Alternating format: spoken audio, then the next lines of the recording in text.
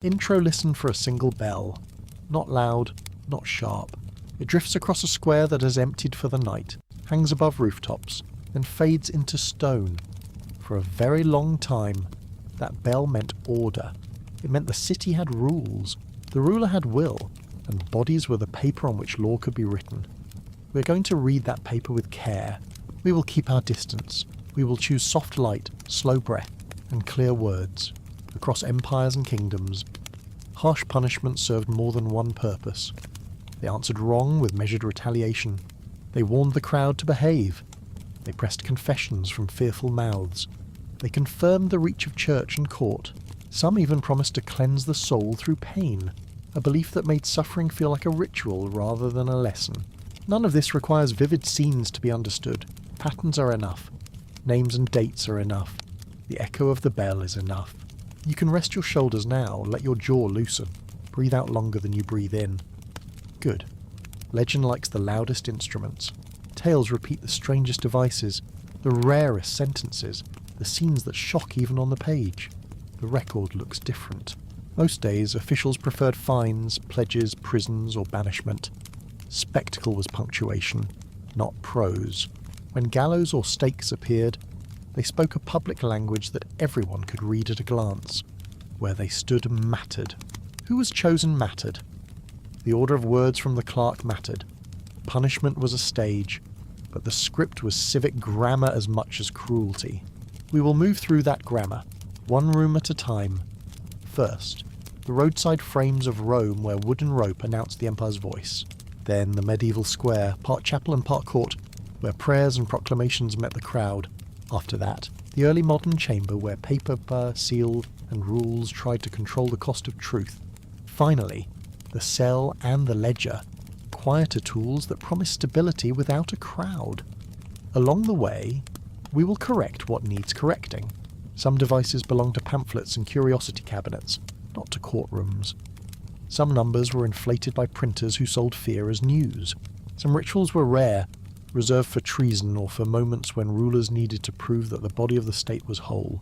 We will say when the evidence is thin. We will hold the line where scholars disagree. Accuracy is a kind of gentleness too, another breath. Shoulders down, tongue soft against the floor of the mouth, eyes heavy. If punishment was a language, it changed its alphabet with time. Boards and open squares gave way to paper and keys, crowds gave way to clerks, bells fell quiet and locks clicked instead. Yet the questions did not change. How do communities balance harm, fear, and order? What do rulers gain by pain, and what do they lose? When does a message to the many become a mistake to the one? We begin with Rome, a roadside crosspiece, a marching column, the commander's voice counting soldiers who failed to hold the line. Not a scream, only the bell again. Thinner now, and a page turning in a ledger that smells of oil and dust. Close your eyes. In the margin of that ledger is our first map. A wooden frame rises beside a Roman road where the dust never quite settles. Vineyards lean toward it, cypress trunks keep their dark straight lines, and the city's stone lies low on the horizon like a sleeping animal. The frame is simple, timber and rope, a placard at the top, yet it speaks more clearly than a shouted decree. It tells every traveller what the state once remembered without asking anyone to open a scroll. The message is not a scream. It is a quiet rule written in wood, placed where footsteps flow. Order in Rome was a public thing. Markets needed calm, soldiers needed obedience, and strangers needed a lesson they could carry into the next valley. Most days that lesson did not look like a crowd or a spectacle. It looked like fines written into ledgers, property seized by clerks, bonds sworn in front of neighbours, sentences of exile carried out by boats and escorts. Mining contracts swallowed convicts far from sight. The empire preferred the steady hum of business to noise, yet at times it built a stage outdoors, set a body higher than the faces around it, and let time do the teaching. Crucifixion belonged to that deliberate theatre. Stand back from the frame and let your breath slow. Soften the jaw. Feel the shoulders drop. Keep the scene at a gentle distance, like a hillside seen through morning haze. Crucifixion was not about clever shapes. Some posts were single stakes, others had cross pieces fixed high or level. A few used angles that later artists loved to name. Geometry mattered less than predictability. Place the frame where the road runs. Raise the body so the message travels ahead of footsteps. Give it enough hours that a farmer sees it on the way to market and again on the way home. The method used slowness, height, and openness as tools. The aim was not a single burst of shock. The aim was memory that stuck to ordinary days. The law tied the method to status. Slaves, non-citizens, highway robbers, pirates, and rebels stood most at risk. Citizens convicted of grave crimes might die by the sword, a faster end that preserved a thin strand of civic dignity. There were exceptions under pressure and fear or anger bent rules, yet the pattern is clear in texts and practice. The frame did more than punish. It sorted people into categories the public already understood. A foreign raider shown beyond a frontier said one thing. An enslaved rebel displayed along a main artery said another. It was the same timber, yet the dialect of power changed with the person it held. The body's posture was part of the sentence. Arms spread or bound, legs drawn up or fixed, movement reduced to laboured shifts that slowed with fatigue. Sometimes a small peg or footrest offered momentary purchase, which extended the ordeal and by extension the reach of the message. Ancient writers did not keep clinical tables the way modern doctors do. They wrote of thirst and exposure, of strain and collapse, and of breath failing within the tangle of hours. The record is spare but consistent enough to show that the city chose a method that let ordinary life keep moving while instruction continued at the edge of vision. Everything around the frame required administration. Timber had to be cut and hauled, then reused when possible. Guards watched to keep friends from lowering a body too soon. The placard above the head carried a short text. Name, charge, authority. The formula was meant to be repeated easily. A mule driver could recite it at the next inn, then at the next farm, and the charge would cross hills faster than written pages could travel. In a world where rumour did much of the state's work, short words were efficient. Public order grew from that quiet, portable storytelling. The empire spent this effort only when it believed the return was worth the cost. After a major crisis, the wood multiplied. A famous road in Italy after a slave war became a line of frames, a long paragraph of warning written in bodies and beams. Numbers in such stories swell as they pass from mouth to mouth, yet the lesson stands. Extraordinary displays answered extraordinary fear. Ordinary deterrents returned to ledgers, bonds, and the dull machinery of fines. Breathe out, long and easy. Think of the city behind the roadside theatre, a place of courts and files and appeals that changed over time. In the Republic, certain sentences could be appealed to the people. Under emperors, appeals angled toward the ruler or his delegates, while in far provinces military officials often sat as judges. The calculus was practical.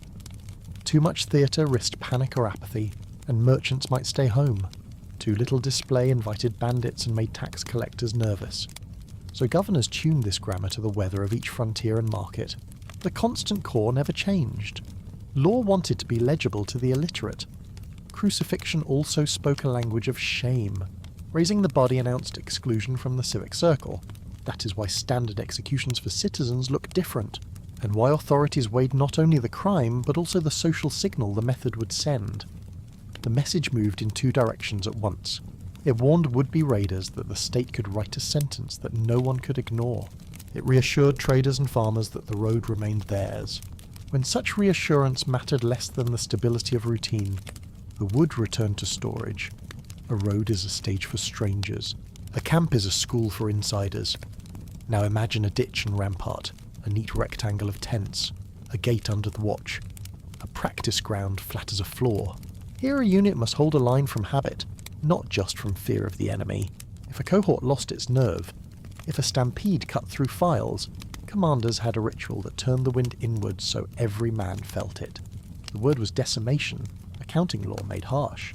A group was assembled, lots were drawn, and 1 in 10 was chosen to die at the hands of the rest. The survivors lived on coarse barley instead of wheat and slept outside the better fence. The army turned communal guilt into a visible act, used chants to strip away bargaining, and tried to rebuild courage by making obedience immediate and physical. Decimation was rare. It sat on a high shelf next to tools so costly in trust that no sane officer reached for them casually. A Greek historian who admired Roman discipline recorded the ritual clearly. Officers gathered the offenders, drew lots for every 10th man, and had the chosen beaten to death by comrades while the unit watched. Afterward the rest swallowed the taste of punishment with every spoon of barley, and felt the chill of lesser shelter each night. The details matter. Grain was salary you could eat. Wheat was honour. Barley was rebuke. The lesson went down a throat in the same moment it went into the mind. Stories of use cluster around two names in the late Republic. During the war against the last great slave army, a commander reached for the ritual to repair shattered morale. Later, a general marching east, stung by failures against a fast enemy, used the same logic. These episodes were retold because they translate fear into a form people can picture. Yet even as they travelled through time, officers and writers looked for other ways. As promotions and veteran colonies grew more predictable. As the army learned the economics of loyalty, decimation faded from practice. The tool remained a memory and a threat, but day-to-day discipline preferred rewards, fines, and targeted penalties that did not rip the fabric of comradeship. Pause and soften the hands. Feel the breath widen. Notice how the road and the camp answer each other without overlap. Crucifixion taught strangers with time and height. Decimation taught soldiers with speed and intimacy. One used a placard and a flowing road. The other used a lottery and a closed rectangle of tents. Both required paperwork. Neither was daily. Each addressed a specific fracture. A governor wanted markets to keep their regular price. A commander wanted a file to hold for more than a heartbeat. The forms suited the needs. Beyond these two famous tools lies a shelf of tales that later ages loved to pass around. A bronze animal heated until its sides glowed. A box of iron with spikes. A device that opens like a blooming fruit. Sensational lists attract eyes and sell pages. They do not always line up with court papers or administrative records from antiquity. The regular instruments of order in Rome were cheaper and more predictable. Fines, seizures, forced labour, enslavement, exile, and hard sentences in mines did the heavy lifting of control. Boiling, starvation, walling up, and other edge punishments appear in scattered laws and anecdotes across centuries and lands, often as extraordinary acts in response to extraordinary fears. Some devices entered cabinets of curiosities long after the Roman world had passed, then were projected backward by eager hands. Careful reading keeps them where they belong, either as rare legal tools or as emblems rather than common furniture in a magistrate's storeroom. The distinction matters because sleep and memory both prefer clarity. When you lie in the dark, the mind paints pictures. Pictures of open squares and crowded hills are easy to colour. Yet the work of punishment was often quiet. A clerk's hand, even lines of writing, a seal pressed into warm wax, a tally of grain for a prison, a contract for a quarry. Those things are not theatre. They are the corridor behind the stage. The corridor explains why public pain could shrink across centuries. Registers and receipts calmed cities as reliably as timber and rope. Once a population trusted the corridor, rulers needed the stage less often. Consider again the placard above the head on the road. The text was short on purpose, a name, a charge in ordinary words. The authority who signed, anyone could remember it after a glance. Travellers repeated it while buying bread or watering animals. The lesson moved with trade. People did not need to feel shocked to understand it. The same economy of words shaped the army's lottery. A count to 10, a stone in a helmet, a name drawn where every man could see, a switch from wheat to barley. The ritual spoke in things soldiers touched. That is how discipline lived past the afternoon. Historically minded listeners sometimes want numbers. How many were crucified in an average year? How often did decimation occur? How common were the outlier penalties? The sources do not support tidy charts. Laws survived. Letters survived. Anecdotes survived. But most routine paperwork was washed away by time. Scholars read carefully, match genres to genres, and assemble patterns. From that labour a picture emerges. Crucifixion belonged to categories of people the state considered outside the civic core. It appeared more during violent crises, and it was used to teach towns and travellers at once. Decimation was a weapon for rare emergencies inside a camp. Both tools were feared precisely because they were not daily. Let the breath leave slowly. The night air in your imagination cools along the stone. To keep the picture sleep safe, we stay away from edges. We look at placement, ritual, paperwork, and the social messages that wrapped each act. We do not dwell on bodies. We keep attention on how power chose to show itself, for how long, and to whom. That focus will guide us as we leave the Roman road and walk forward in time. Before we go, notice a final pairing. The road is open sky, vineyards, dust, and the low hum of carts. The camp is tense, a measured drum of drills, quiet talk near the watchfire. The first uses strangers and movement to spread its lesson. The second uses comradeship and chance to bind a unit back into itself. Neither required constant noise to work. A traveller glanced and kept walking. A soldier swallowed barley and tightened the strap on his armour the next morning. The Empire counted on those small motions to hold the map steady. In later centuries, storytellers would return to Rome whenever they wished to explain harsh order in a few strokes. A wooden frame, a line of men counting under breath, a general's fixed face. The images are strong because they are simple, and simple images survive. Yet the long arc moves away from open timber toward rooms, seals, and schedules. That shift begins even here, among the ledgers and placards. The city that wrote short signs already preferred long files. The more it trusted its paper, the less it needed its stage. As you rest, let the outdoor scene fade to lamplight on parchment. A quill scratches. A clerk copies a judgment that mentions a frame by the road, the place where it stood, the day it was taken down. The goods forfeited under the sentence. The kin who are warned as part of the decree. The same hand notes a reprimand inside a camp, and the rations recorded after a lottery. Law turns motion into lines that will be read later. Those lines will be carried by governors who come and go, by officers transferred along the frontier, by stewards who keep market towns on an even keel. When morning rises in the next chapter of our journey, the square will replace the roadside and new voices will join the clerk. A priest will speak, a crowd will murmur, and the choreography of belief will reshape both ritual and mercy. The wheel will enter the scene in some regions. Quartering will become a liturgy for treason, and fire will be made to stand for unity. Even then, most days will still belong to fines, stocks, branding, banishment, and the long shadow of older customs that measured offences with money rather than blood. The stage will grow busier for a while, but the corridor will already be waiting behind it. For now, breathe out again, slow and even. Feel the shoulders sink a little more. Keep the Roman road soft in your mind, the placard brief, the traffic steady. Think of a helmet with a single stone, a count to 10, a spoon of barley with its blunt taste. Think of a clerk's neat hand that will, centuries later, make room for quieter punishments, so that a city can sleep without building a frame beside every gate. The map of pain and power is drawn in many inks. Tonight we have traced the first, with calm eyes and careful steps, so that when we enter the medieval square our footing is sure and our breath is steady. A warm breeze crosses the Roman road and the wood frame recedes into midday glare. Inside the city, the same logic that staged a body beside traffic hums across counters and courtyards. Justice works best when everyone can read it without reading a book. The magistrate's toolkit reflects that principle.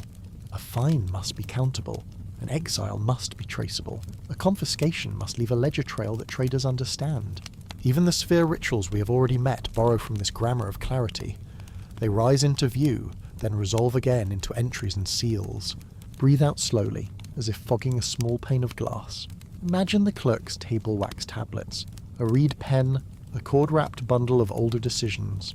When an official writes a sentence that uses a roadside frame, the order does not stand alone. It specifies a place near a gate or at a node on a highway, names the authority on a titulus board, notes the period during which guards will watch to prevent quiet tampering.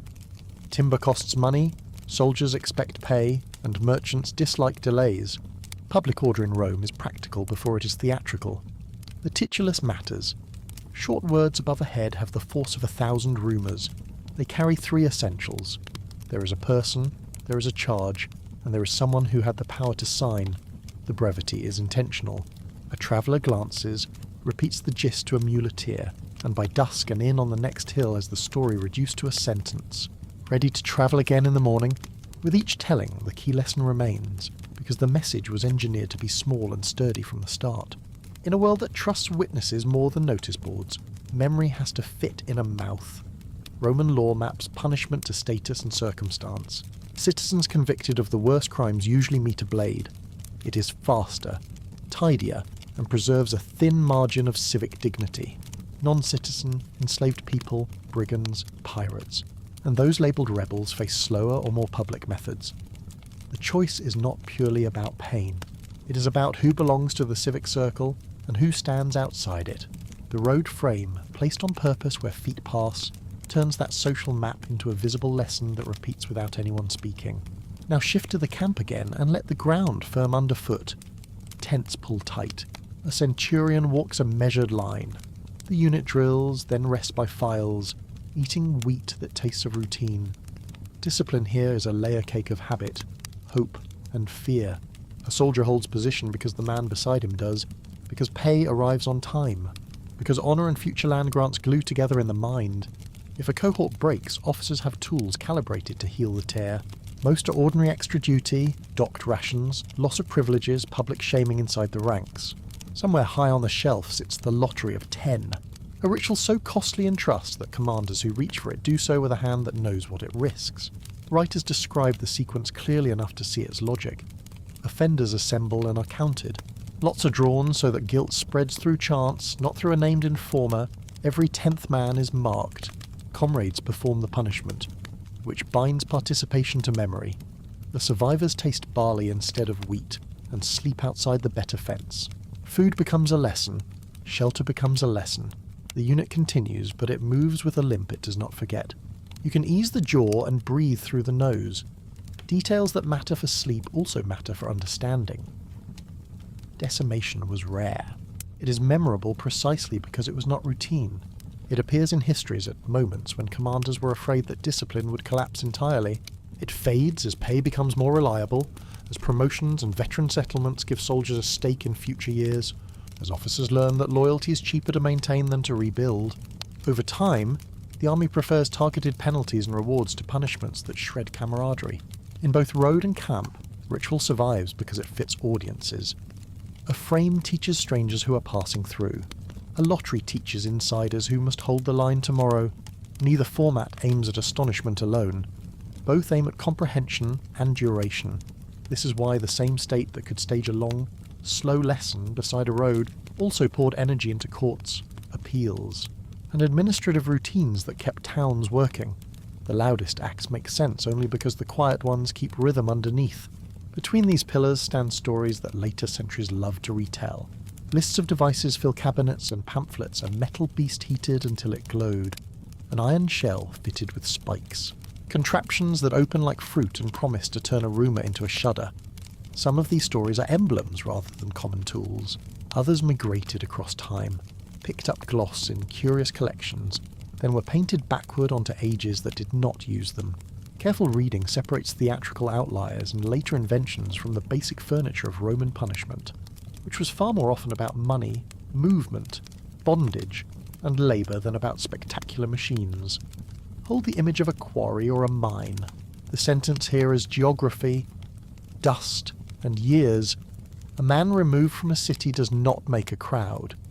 He makes a statistic, if anyone is counting. Grain for prisons, contracts for work gangs, allotments for guards, all of these leave traces in budgets and letters. They do not leave bright pictures for illustrators, yet they carry more of the state's daily weight than the road frame ever did. If you want the true scale of harshness in antiquity, you measure miles and months. Not only wood and rope, the same administrative logic shaped exile. A citizen might be sent away from a city, forbidden to cross a boundary under pain of death. His property seized or placed under management. The sanction is visible only when a familiar face is missing at the forum. It is effective because everyone knows who is gone and why, and because the paperwork that locks the door behind him is sturdy. Banishment teaches a community without staging a spectacle.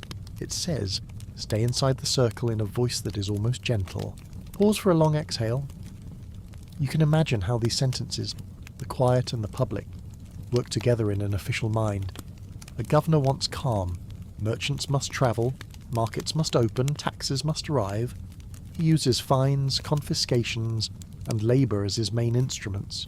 He reserves spectacle for moments when rumour outpaces law, or when rebellion tries to write its own stories on the road. Even then, he keeps the titulus short. He is not composing poetry. He is balancing a budget and a border. The message of shame woven into crucifixion was intentional. Raising the body above head height marked exclusion. That is why citizens were usually spared it. It is also why placement mattered. A public road, a gate, a crossroad near a market.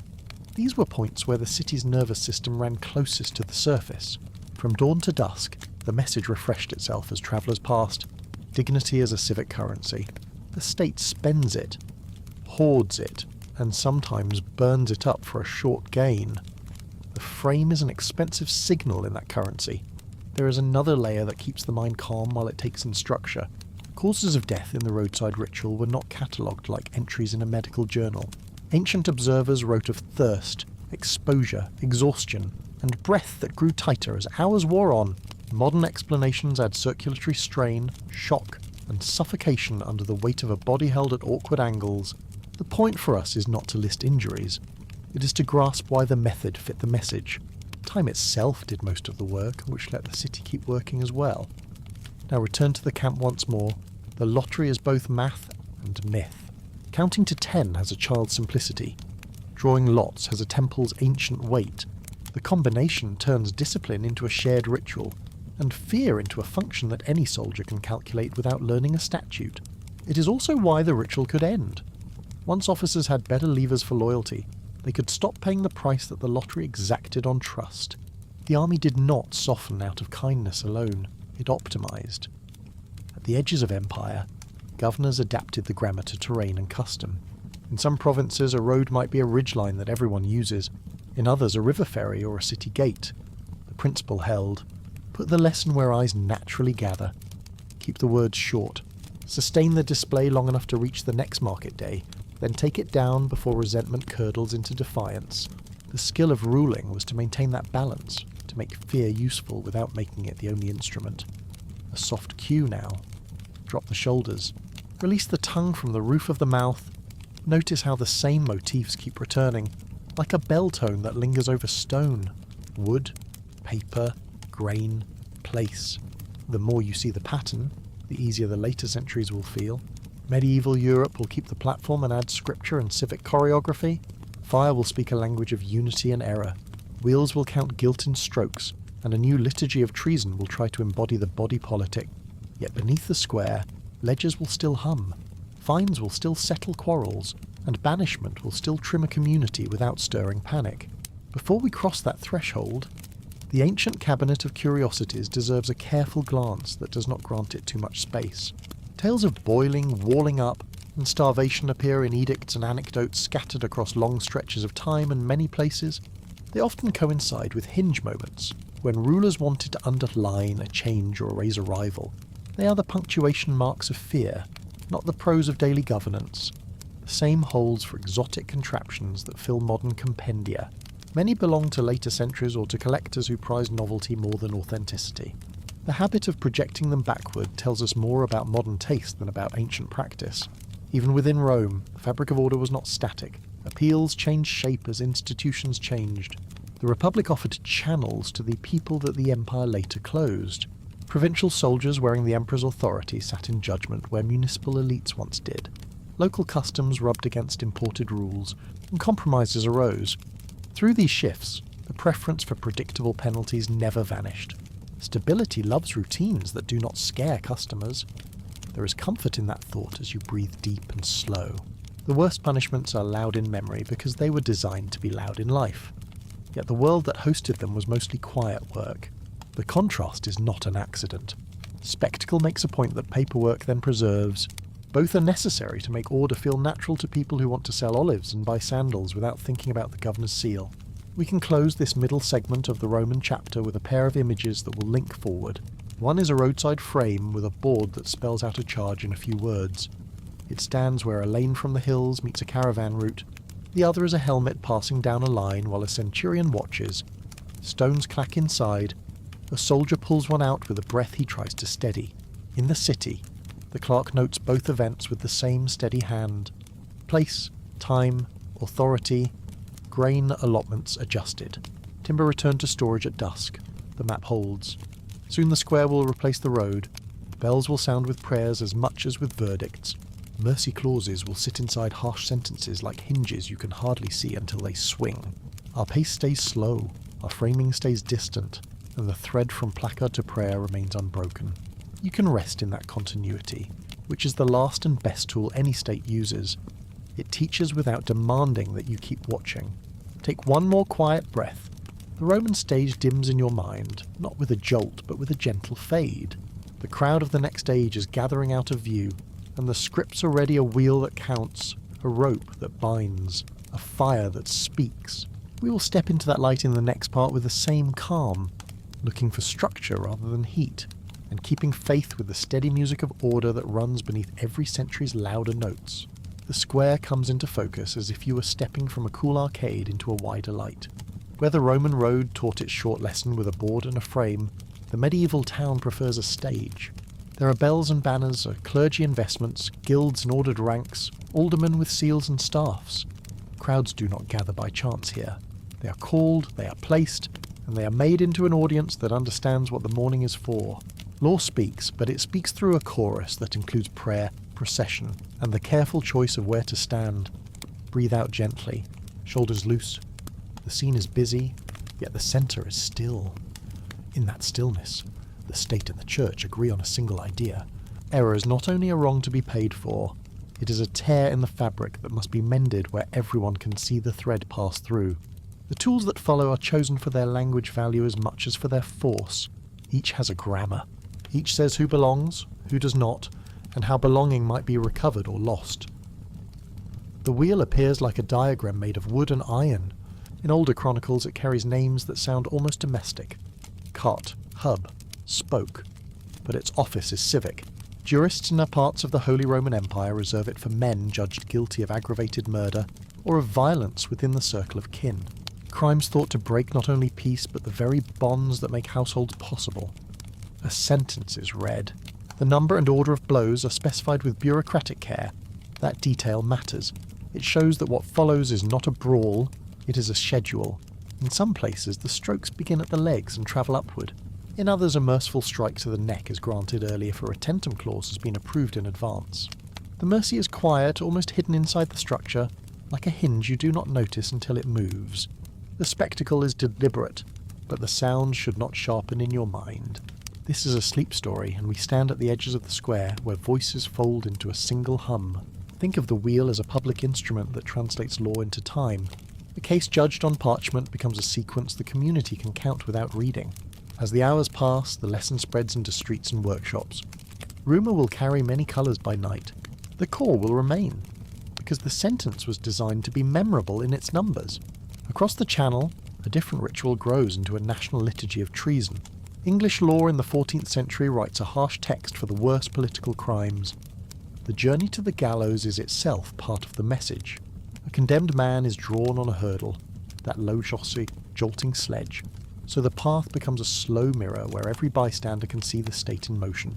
A short drop on a rope follows, not to finish the breath, but to mark a break with the body's freedom. The next act served the same logic as the wheel, translating a word from Parliament into a calendar of steps that towns can recite. You do not need to repeat the steps aloud. It is enough to understand that treason is staged as a rupture with the body politic, and the ritual tries to bind that tear in public where fear can turn back into order. Women accused of the highest betrayals meet a different script. Fire attends them, not because flame alone teaches better, but because modesty rules, as rigid as city walls, govern the shape of public acts. The doctrine claims to protect appearance while doing what the sentence demands. The square understands the paradox and does not argue. Later ages will remember the smoke more than the footnotes of mercy, the strangling granted first in some cases, a promise to darken the moment of death with speed. The memory of fire lingers, yet behind it there are clerks, exemptions, and petitions threaded through offices that carry the weight of ordinary days. Ease the jaw, breath long and low. The point is not to dwell on flames or wood, it is to see how these procedures, however severe, keep matching means to messages. The wheel speaks in numbers of blows. Treason's long rite speaks in steps that echo allegiance. Fire speaks in the language of purity and error. A sermon laid over a sentence. None of these stands alone. Each rides on top of courts that fine and jail and banish as often as they display. A square cannot be crowded every week and still sell bread. Under the platform, a more secret machine turns. It is the machine of questioning. Medieval courts, and then many early modern courts, absorb older Roman ideas about confession, proof, and the value of the body as a site of truth. In some cities south of the Alps, The idea takes hold early that pain might pry open the mouth of doubt. In towns to the north, statutes and court books from the late 13th and 14th centuries show the same practice gaining foothold. Its use is hedged with formulas and degrees, but its presence is real enough to inform how people tell their stories at dawn. The most famous apparatus of this understage are simple: a frame that elongates the body by turning a wheel at either end, a clamp that tightens over thumbs, a boot that receives the lower leg and then accepts wedges until wood presses bone. The names vary by city and century. Practice varies too, and so does the law of how many turns or how many wedges an officer may use. What remains constant is the purpose. An interrogation framed as the search for evidence treats the body as a storehouse of answers. Whether those answers are true has always troubled careful minds. The square above cares less. It hears that a process exists, that it obeys rules, that the magistrate has not acted on whim. That story, the story of rule and limit, is the oil that quiets the gears. Some cabinets that later writers love to open do not belong here, or belong much less than pamphlets pretend. A metal maiden with spikes and a theatrical lid is more 19th century fantasy than medieval habit. A museum piece assembled to thrill, then projected backward as if the bravura of display were proof of age. Other devices that crawl through almanacs feel more like emblems of fear than tools of daily governance. In our calm view from the arcade, we can set them down without anger. The real weight of the period lies not in curiosities, but in repeated forms that towns understood and could afford to stage. The Inquisition, in one of its regional forms, is a special case of the square's logic. In Spain, ritual expands into full public ceremony, with penitents processing in garments painted with images that show their errors to the eye. The day has a name. It is not only a sentence, it is a liturgy, where confession, penance, and handing over to the secular arm make a braid of sacred and civic strands. Many who appear are punished in ways that leave them alive, marked by fines, pilgrimages, or surveillance. A smaller number meet rope or fire through the hands of officers who claim to protect society's doctrine and health together.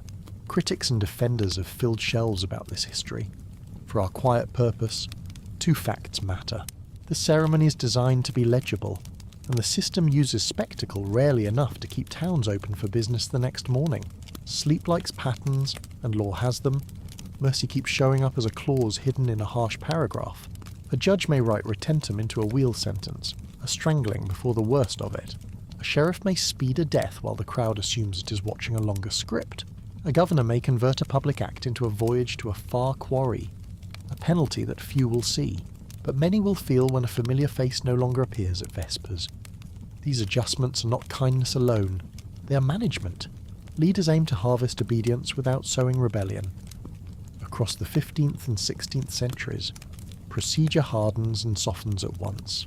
The reintroduction of Roman legal ideas into criminal courts makes the file thicker, the formulas more exact, and the scope of office more grand. At the same time, a woman or man who once might have settled a blow with a payment to a victim's kin finds fewer doors open for cash to repair. The square asks for bodies more often in the later Middle Ages than in the early, which is why the later square fills memory so loudly. Yet even then, the daily tools of order are fines, confiscations, jails, oaths, and exile. The platform cannot carry a city by itself. Now and then, reputations bloom around single names, and they tend to be names that political communities need to define themselves against. A rebel prince taken in Wales and paraded through a set of steps scripted to embody betrayal. A knight in a border war whose end is staged as a national catechism. A conspirator against a parliament whose death is choreographed to remind spectators that powder and plot may break stone. But not a kingdom that knows how to speak through bodies. These stories travel because they help people tell themselves who they are. The square is a mirror as much as a court. Lower the shoulders, let the breath widen. Behind the square a prison grows, not as a symbol yet, but as a convenience. Towns that cannot afford frequent shows need rooms where time itself is the penalty. Locks and walls begin to gather cultural force. They say your days now belong to the town, counted by candles and keys. Money joins them. Fines arrange themselves into ladders that courts climb by habit. Confiscations and bonds keep wealth inside the circle, and tie families to the behaviour of their kin. The state learns that a closed door and a ledger are steadier than a scaffold for most purposes. Printing changes the audience. Pamphlets that thrive on shock can carry the square far beyond its stones. A single punishment becomes a continent of copies, each with woodcuts that simplify faces into masks. The more copies, the louder the imaginary square becomes. Readers catch at the lurid lines and miss the quiet schedules beneath them. In that sense, popular images do to the past what rumour did to the road. They compress lessons into small, bright packets and move them quickly. Our slow story takes a different pace. It returns the square to its place among markets and guild halls, as one instrument among many. Reform enters like a change in weather rather than a storm. Judges keep their formulas, but jurists and writers begin to ask whether pain in public is the best way to make neighbours decent. Cities invest in walls with windows rather than stages with rails. Punishments that once promised to purify by fire or count guilt in blows yield ground to sentences that count in months, then in years. Law starts to imagine improvement as well as example. Theology shifts, and the state's voice grows more secular. The square does not empty at once. It slowly quiets. Fewer bells ring for verdicts. More doors swing for wardens at dawn. Yet the connection to the ancient road never quite breaks. Even in a world of doors and keys, law keeps a taste for public teaching. A prisoner's work group in a street, a pillory used for an afternoon, a printed list of names tacked to a church door. These are all the children of the titulus, descendants of the short public message that civilization has used since caravans first needed a warning. Where the wheel once stood, a notice might stand now. Where a crowd once counted steps, a clerk now tallies days. The grammar remains, only its volume changes. The sleep cue is simple here. Imagine market stalls closing. Imagine the square returning to geese, to brooms, to boys fetching water. The scaffold that made a lesson in the morning becomes lumber by dusk. The wheel is taken down, the ashes are cooled and tipped away. City life resumes its small songs. If you walked here at night, you would find stones that keep no score and a fountain that remembers nothing. That forgetfulness is not cruelty. It is a way communities protect their own sleep. At the very end of this first episode, the rule we traced from the road to the square stands clear. Harsh punishments work as messages only when a larger system of ordinary order surrounds them. Without roads, ledgers, guilds, markets, parish lists, and tax rolls, a spectacle is just a noise. With them, it becomes a sentence that people understand. Antiquity put a frame by the highway and trusted rumour. The Middle Ages built a platform in the square and trusted choreography. The early modern town added print and prisons and began to trust time. You can rest easy in that pattern. It means that the worst things, the ones that fill memory with heat, are never the whole story. They're edges, meant to be seen from far away. The centre is quieter work, measured out in fines and oaths, in signatures and seals. Even when a morning asked everyone to watch, the afternoon still needed bakers and coopers and carriers to open their shutters. That humble rhythm is the true bed the city sleeps in. We step back from the square without turning our backs on history. The wheel fades, the rope fades, the bright edge of fire dims into a line of smoke that the breeze takes over rooftops. Streets empty into evening courtyards. Doors close with a soft thud. The state's voice lowers to an indoor tone, a clerk's murmur counting ledgers, a constable's knock, a magistrate's sigh. The worst punishments stand like tall stones in the field of time, but the grass grows around them, and the path that people truly travel is gentler and longer. Next time, when you return to this bench at the edge of sleep, we will look at how new ideas about the person, about dignity, and about the limits of any ruler's hand change not only penalties, but the very reasons cities punish at all. For now, let the bells recede. Let the night take the square back. Breathe in, slow and even, breathe out, a shade slower. History is quieter than its loudest days. That is why it can sing you to rest. The square wakes before the sun warms the stone. Bakers lift shutters. A beadle brushes dust from a low platform. Clerk checks a ribbon of parchment for creases and stains. When bells answer from the church, their tone folds over the roofs like a shawl. This is not a hurried place. The town keeps a schedule, and the schedule has room for market stalls, for guild oaths, and, now and then, for a lesson taught in front of everyone. Relax your shoulders. Let the neck lengthen. Exhale slowly. In this world, punishment is not a private exchange between a ruler and a name. It is a public grammar. The choreography begins long before any sentence is spoken aloud. Notices go up on doors. Constables rehearse routes across lanes.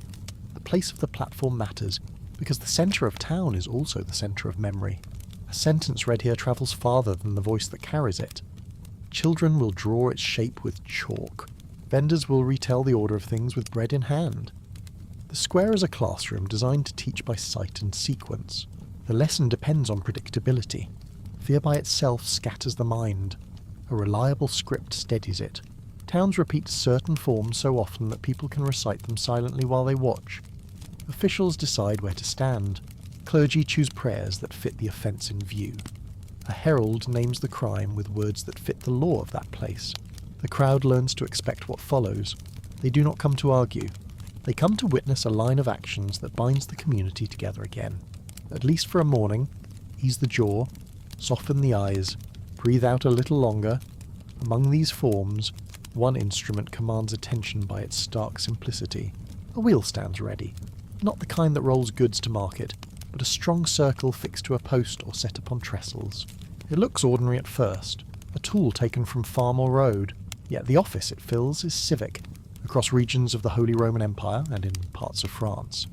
Courts reserve this device for men judged guilty of grave killing, often when another serious offence frames the act, or when kinship has been broken by blood. The law speaks of aggravated cases, of murders inside a robbery, of slayings that cross the taboo line that protects family. The point is moral and social at once. Some acts do not only harm a victim, they tear a thread that holds the fabric together. The sentence names not only the wheel, it names a count. The number of blows is written into the judgment itself, sometimes along with the order in which the limbs will be struck. A clerk reads the list in a clear tone so the community understands that this is not a brawl dressed up as law. It is a schedule. The body becomes a timepiece, and time is counted in strokes that the town can follow without reading. Though harsh, the logic is administrative. Law reduces the chaos of a crime to an ordered series the square can absorb. Mercy hides inside this machinery as a hinge rather than an announcement. In parts of France, a retentum appears on some judgments. That word signals a concession the crowd may not even notice. A garrote, or sometimes a swift blow, will come early, so the worst of the sequence falls on a body already beyond pain. From a distance, the script looks the same. Up close, the hinge moves. The magistrate has managed a balance between the need to teach and the instinct to shorten suffering, even if the lesson must still proceed for the sake of form. Unclench your hands, lower the shoulders, inhale through the nose, then exhale long. Writers who loved colour later painted scenes around the wheel with bright strokes. Our view stays calm. What matters for us is the structure. The judge speaks. The officer follows a plan. The crowd measures time in a way that feels official. Afterwards, the circle sometimes rises high on a post at a town's edge. The broken frame of a life left to warn travellers that law reaches beyond walls. Crows claim the outer rings of the message. Wind scours wood and bone until both give back to weather. The square has no wish to dwell on that. Its attention has already shifted to the next errand. Yet the form remains in people's minds, not as gore, but as arithmetic. A count that turned a crime into a sequence, and a sequence into a memory. Scholars have long noted that the wheel is not a casual sentence. It costs time, labour, and risk. Riot is always a possibility when crowds gather for pain, which is why many towns use the platform rarely, reserving most days for fines, bonds, and confinement. Still, when the wheel is used, the square sees the old idea from Rome made new. The state teaches by staging, and the staging sticks because it is legible. Everyone leaves with the same story, even if they do not agree with every choice. The story is the point. Soften the brow. Drop the tongue from the roof of the mouth. Breathe out. Why count strokes in public at all? Part of the answer is theological.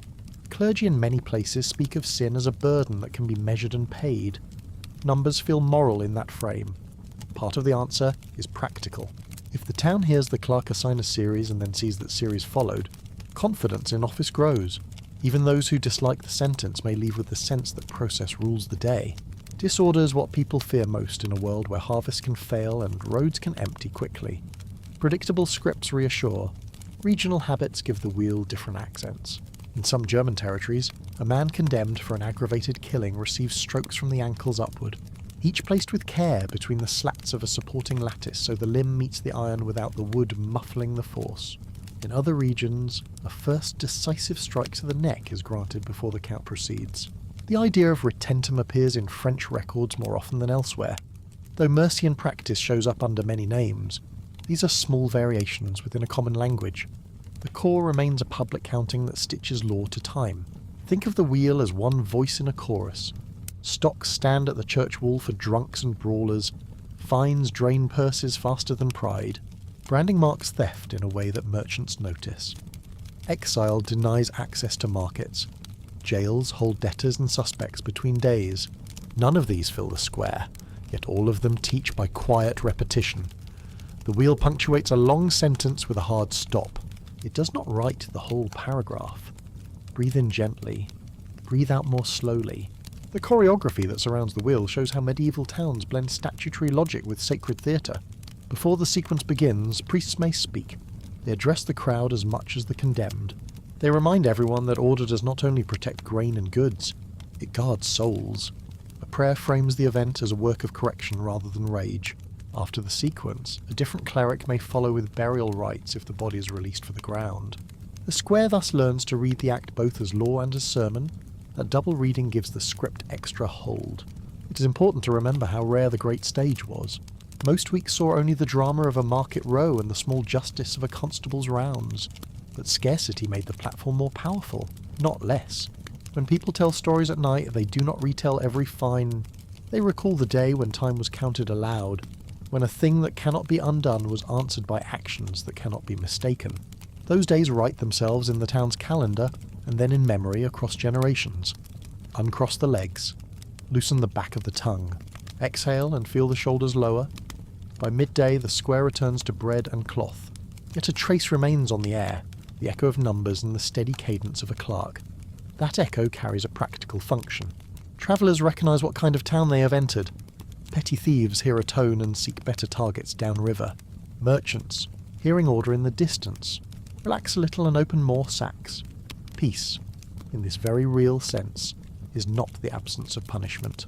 It is the presence of predictable forms that give people the courage to live near one another. You can feel that logic in the distant way people talk about earlier cases. They do not speak of blood. They speak of the officer who kept the count, of the bishop who insisted on the prayer, of the judge who wrote a merciful clause into a hard paragraph. That mix of severity and measure is what the town praises when it praises itself. We did what the law required, and we did it the right way. This is how communities tell themselves they will last. Pause. Breathe in for 4 silent counts. Breathe out for 6. Writers in later centuries loved to embroider this period with cabinets of dread. Some devices appear in prints that make eyes widen, and soften into nightmares that have little to do with court records. Our path through the square keeps those cabinets shut. We keep to what the town can afford, what the clerk can write, what the beadle can carry out. The wheel we have seen is expensive to stage. It needs time and trained hands. That is why it carries weight. It is not a carnival trick. It is a civic act. Even so, the platform does not stand alone. It sits on top of a deeper ground that is made of customary law, merchant custom, parish habit, and old oaths people still know by heart. Those layers give the platform meaning. Without them, the wheel would be a spectacle without a sentence. With them, it becomes a line in a long argument about how to live together. A line that says some breaches are so deep they must be addressed where all can see. The afternoon light softens, as if the town were taking a breath with you. Consider how a single Latin word, retentum, shifts the entire feel of a script. It shows that mercy need not be a speech with tears and pleas. It can be a clause, agreed upon in chambers, then executed so discreetly that only a few notice. The crowd receives the lesson it came for. The judge sleeps at night without the same weight on the chest. The town's rumour offers both versions by supper. Law lives in that blend. Breathe out. Set the jaw loose. Shoulders down. At the edge of the square stands a notice board. Names are posted there after court days, along with fines and terms. Some names wear a mark that signals banishment or temporary exile. Some carry a debt that must be paid before a season turns. Bystanders read the board and measure their own steps. The board is a quiet sibling to the wheel. It speaks daily, and it speaks in sums rather than strokes. One teaches through fear of repetition. The other teaches through the promise that anyone can understand where the line is. It is this pairing that keeps towns from tearing themselves apart. A rare, heavy morning tells everyone how serious order is. Hundreds of ordinary days tell them how to carry that order without breaking. The wheel is a punctuation mark. The board is the grammar of everyday peace. Each needs the other to make sense. A last cue for this section. Close the eyes for a moment. Feel the breath expand the ribs. Release it slowly. We have stood with the wheel long enough to understand its language. Numbers. Order. A hidden hinge of mercy. Next. The square will show another script that grows in a different soil. It belongs more to the state than the town, more to the idea of a country than a parish. This script is written around the word treason. It treats the body as a symbol of the whole. The sequence that follows is not just about the person on the platform, it is about membership in a larger thing people call the realm. Before we step toward that stage, carry forward the patterns you have already seen. The clerk will still read, the route will still matter, the crowd will still learn by watching a set of steps obeyed with care. There will be room again for mercy that hides in a clause. There will be a link to belief, because the square still stands within earshot of bells. What changes is the scale of the message. The next lesson reaches past a town wall and seeks ears in every shire. For now, the platform stands empty. A sweep of straw clears the boards. The wheel is moved away, its circle shrinking as it turns the corner into storage. The church door closes with a wooden sigh. A haze of flour from the baker's hangs in the light and turns the air to gold. If you listen, you can hear the rustle of parchment as a clerk folds the morning into the town's larger book. Breathe gently, let the chest soften. The square is ready to speak again soon.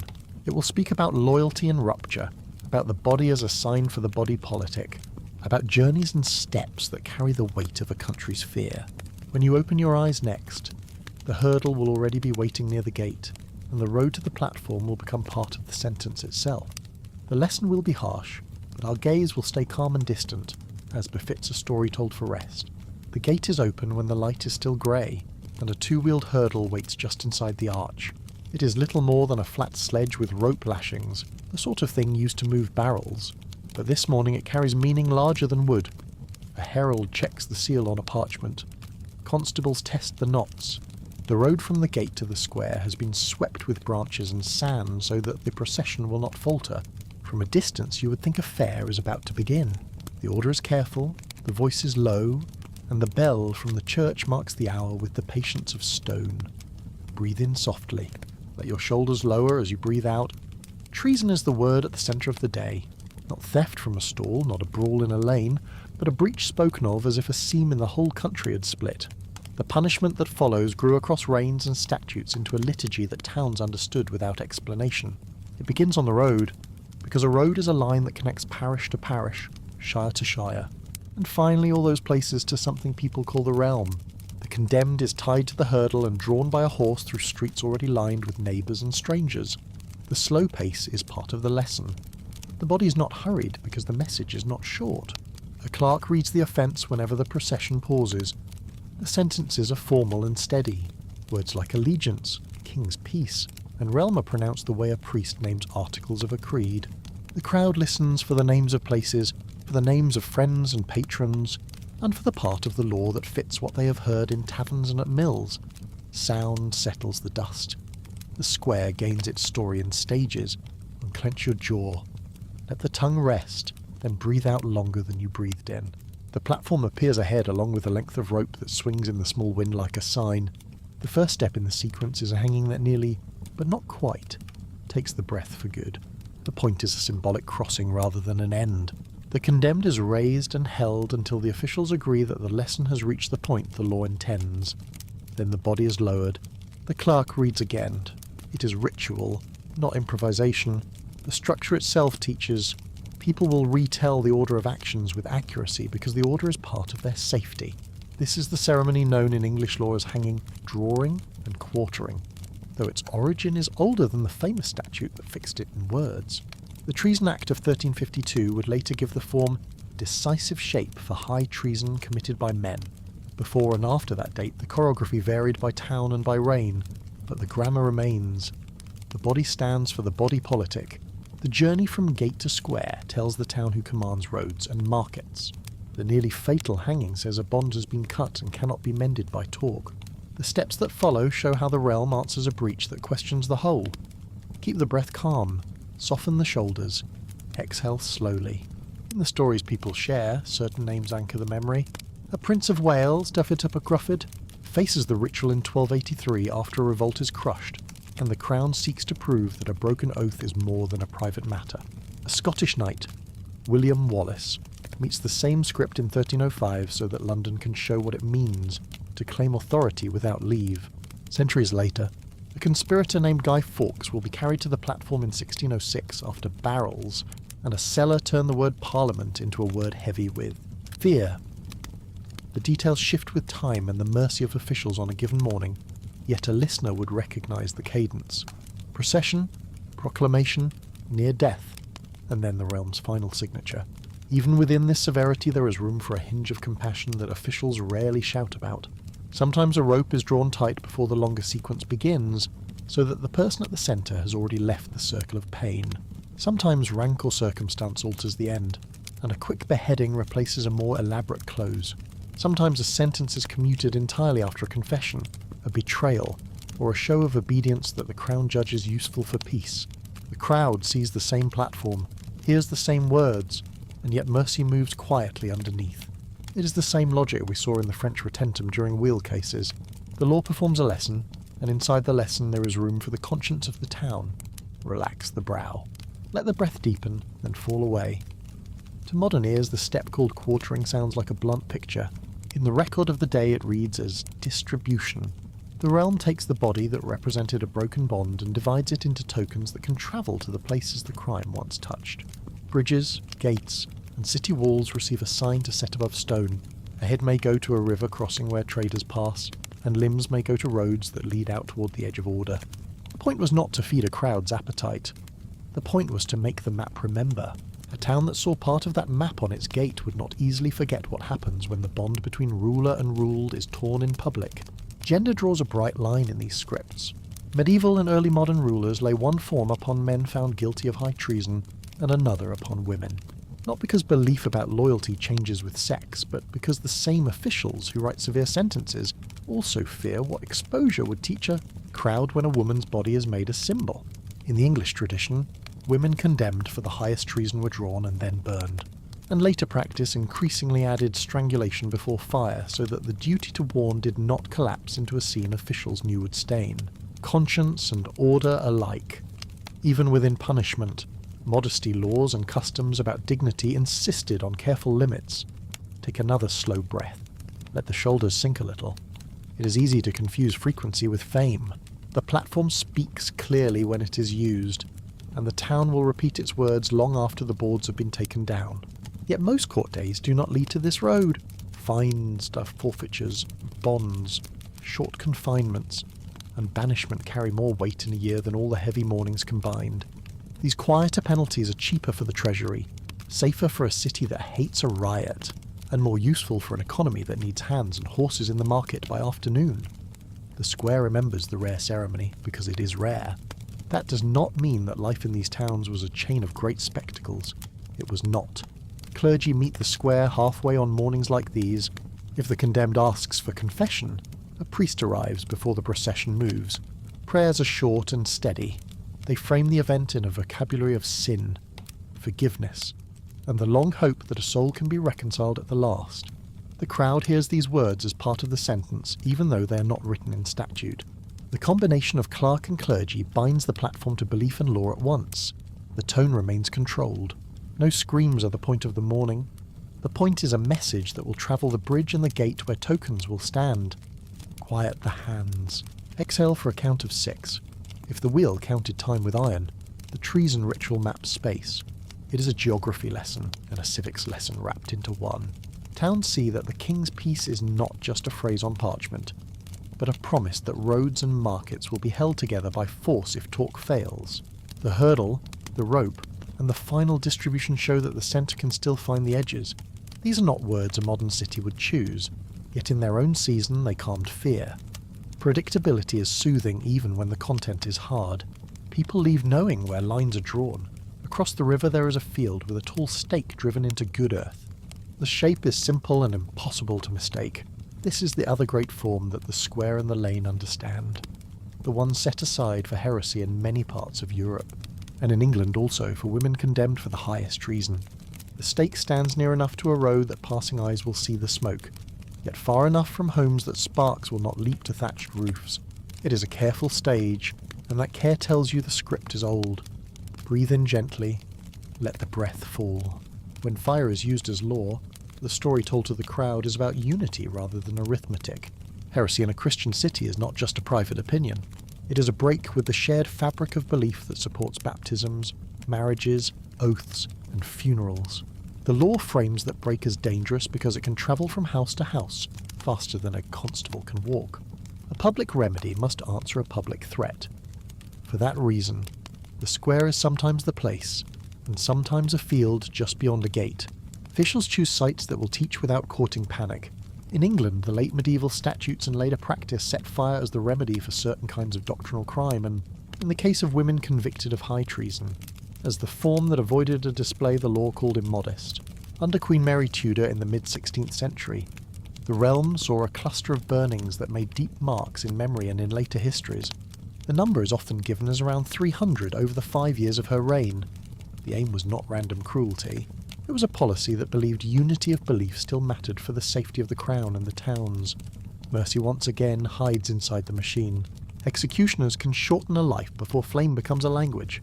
In many cases, across centuries, a cord tightens at the throat before the pile is lit, or the knot is pulled tight as the first smoke rises. The crowd hears prayers and proclamations, yet the person at the centre may be beyond hearing when the visible lesson begins. Lists of cases name women like Catherine Hayes in 1726, whose execution for a domestic crime followed a statute, and Mary Harris in 1786, who was strangled before flame as practice increasingly demanded.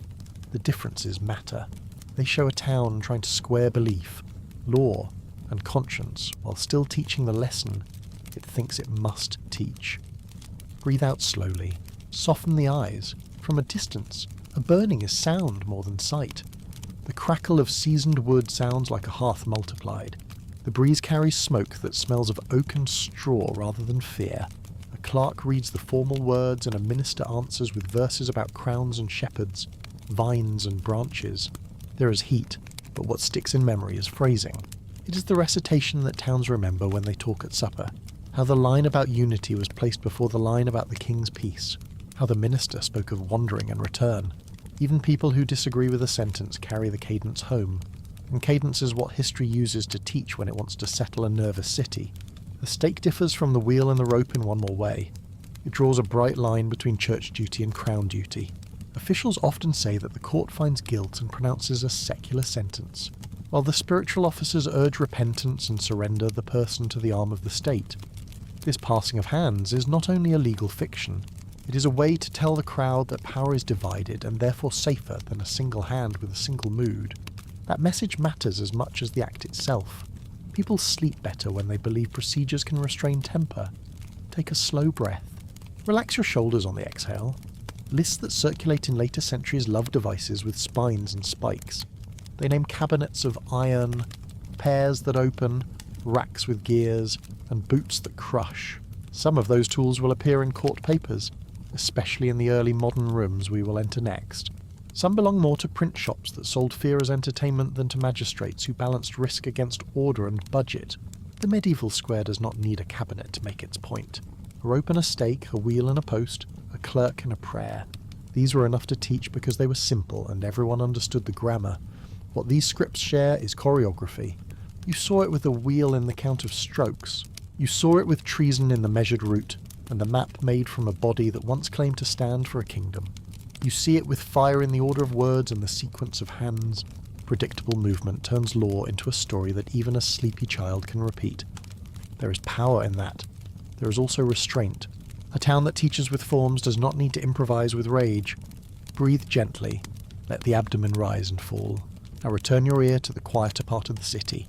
There is a pillory at the market edge where bakers who measure poorly stand with heads and hands held for an hour or two. There is a whipping post behind a guild hall that sees more traffic than any platform. There are brands laid against the skin so that merchants will know whom to trust. There are fines that hurt more than pain because they take bread from a winter table. There are bonds and sureties that bind neighbours to the conduct of their friends. There is exile that empties a bed and a bench in a tavern. This is the daily grammar of order, and it explains why the stage can be rare and still be remembered. The same double voice runs through these quieter days. A beadle speaks in the language of rules. A priest, or sometimes a deacon, speaks in the language of admonition and hope. Children learn the difference between the two without a book. Neither voice shouts. The town does not want heat.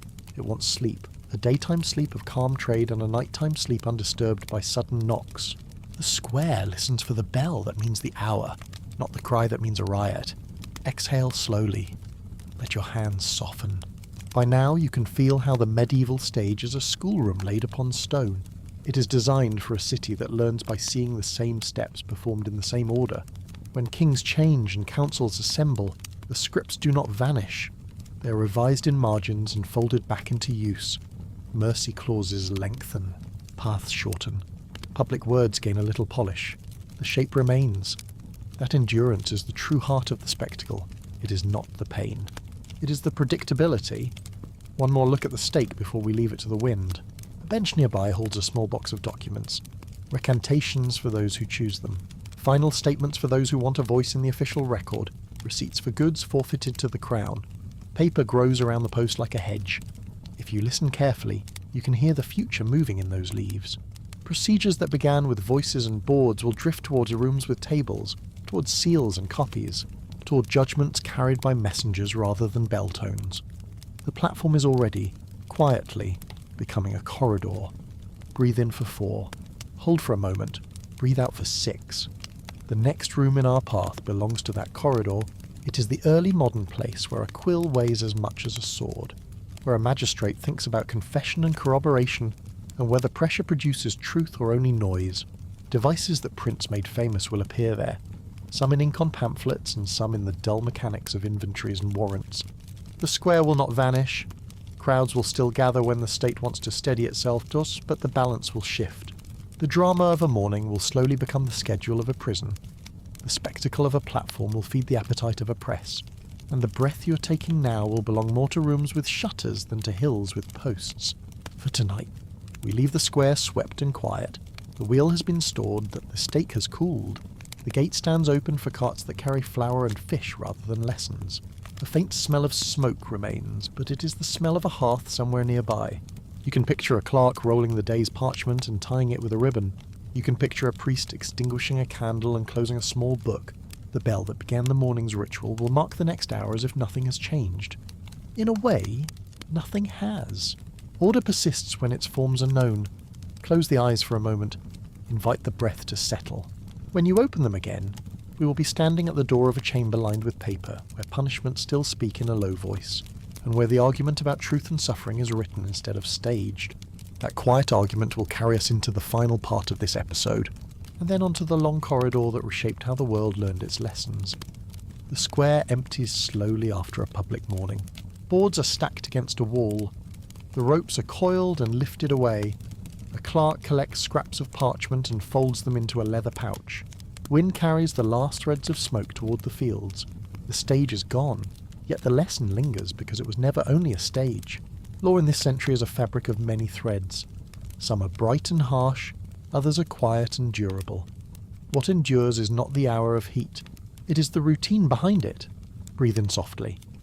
Let the breath leave your chest without effort.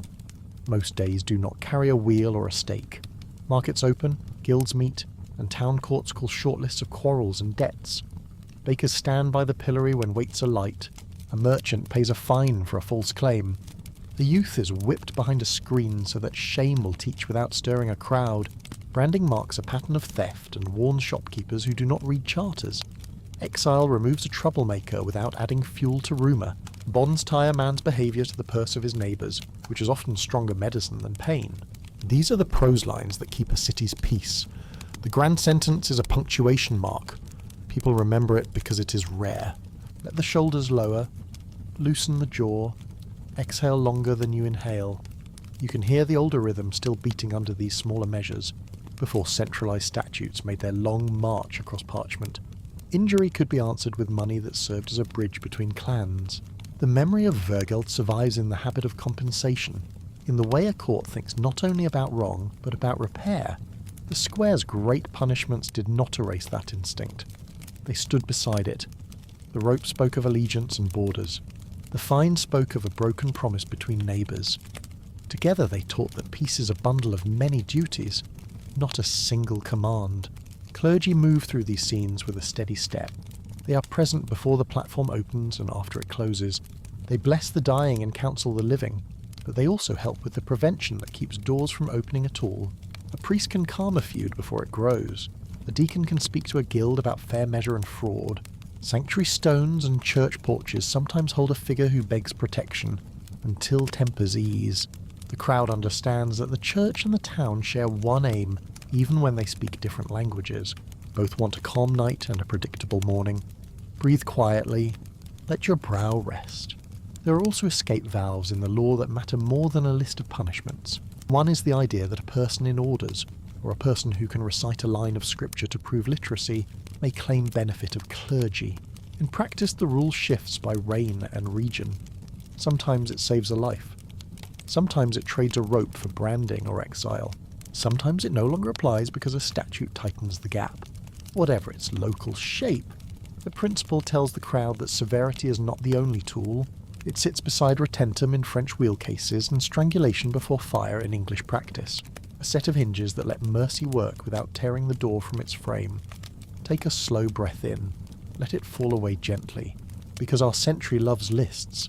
People sometimes carry forward machines that have become more famous in pictures than in records. It is true that medieval and early modern rooms used pressure to obtain answers, especially later when Roman law procedures were received in northern courts. It is true that devices like the rack, thumbscrews, the boot, and the scavenger's daughter appear in inventories and warrants. It is also true that some cabinets and masks arrive in the 19th century as museum curiosities and fairground horrors rather than working parts. Of a 13th century court, a box of iron shaped like a person with spikes inside is more likely the child of a printer than of a sheriff. A metal pear that opens in petals appears in later catalogues more than in trial notebooks. Pamphlets made a marketplace of fear. The square did not need such theatrical tools to teach. Its grammar was simpler, and towns preferred it that way. Soften the throat. Exhale for a count of 6. When you look at the medieval platform with a clear eye, 3 ideas come into focus. The first is choreography. Predictable sequence calms crowds. The wheel counts strokes. The treason ritual maps space. And the stake orders words so that control is felt even by those who doubt a verdict. The second is hierarchy. Who may receive which sentence depends on rank, sex, and the kind of wrong. Men condemned for the highest treason meet a road and a rope that nearly kills. Then a distribution that turns the body into civic tokens.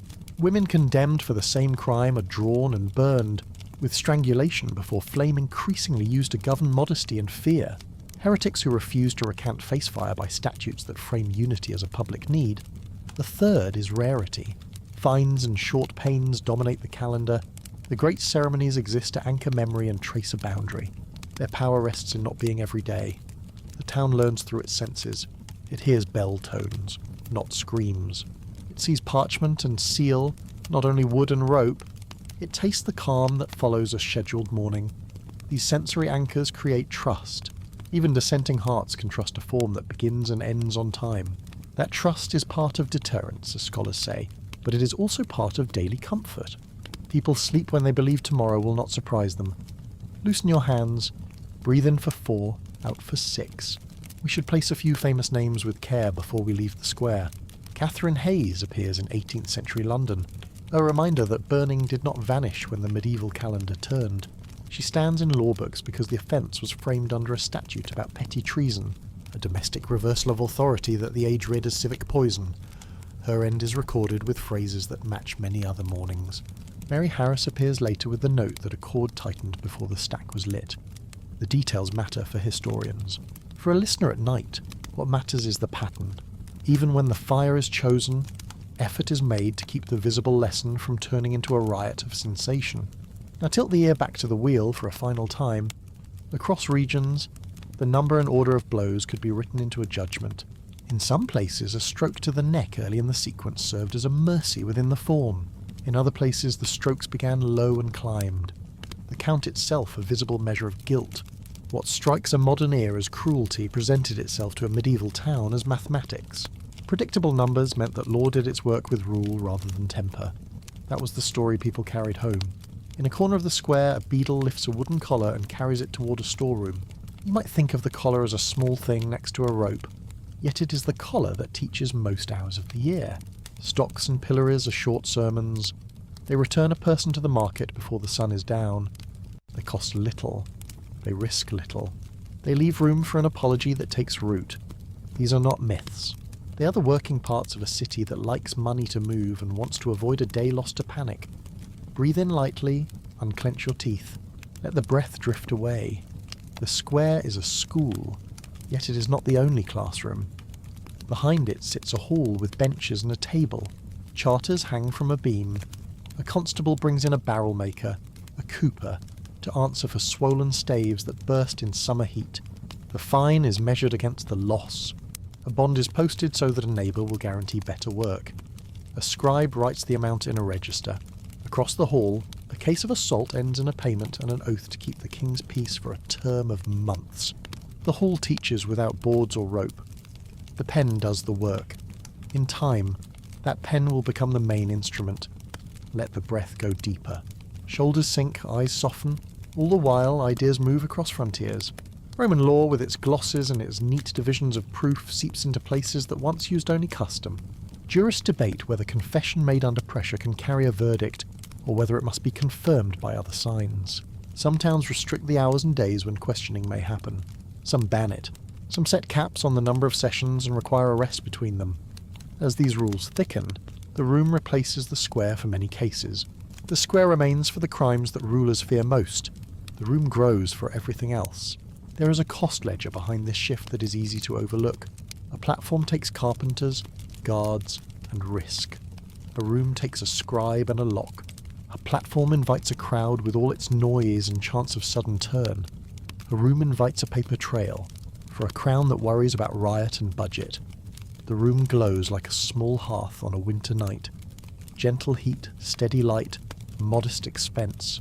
This is not mercy by philosophy. It is prudence by account book. Once the habit takes hold, mercy can find more space inside it.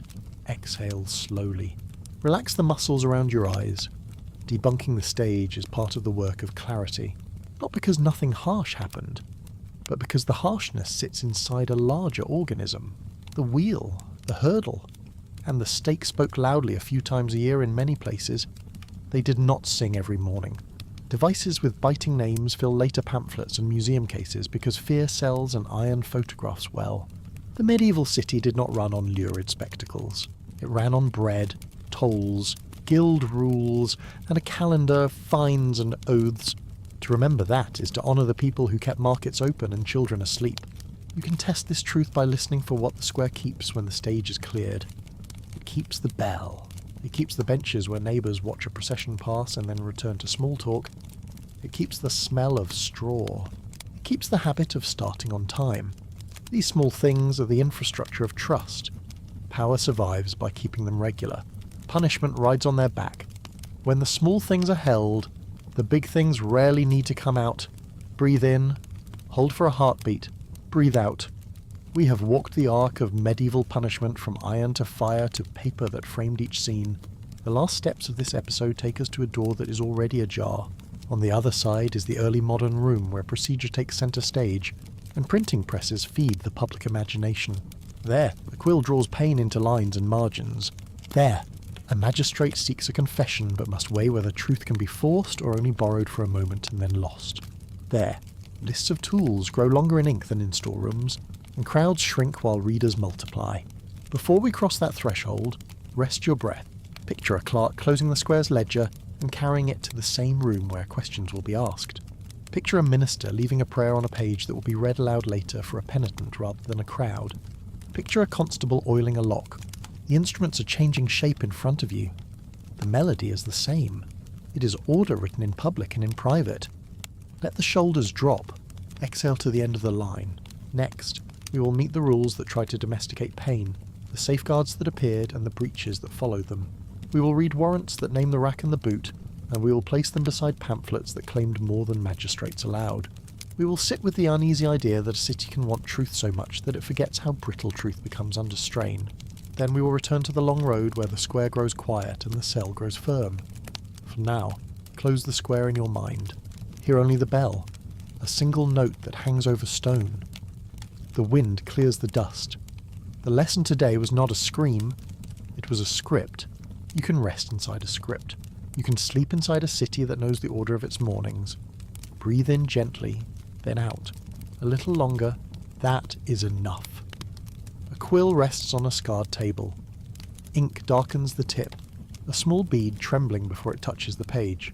Shutters breathe against their hinges. A narrow flame holds steady in a brass cup. No crowd presses the door, no drum roll marks the hour. Power sits indoors now, wrapped in parchment and seal, as if quiet itself could keep a city in line. Breathe in slowly, let your shoulders fall, release the breath a little longer than you drew it in.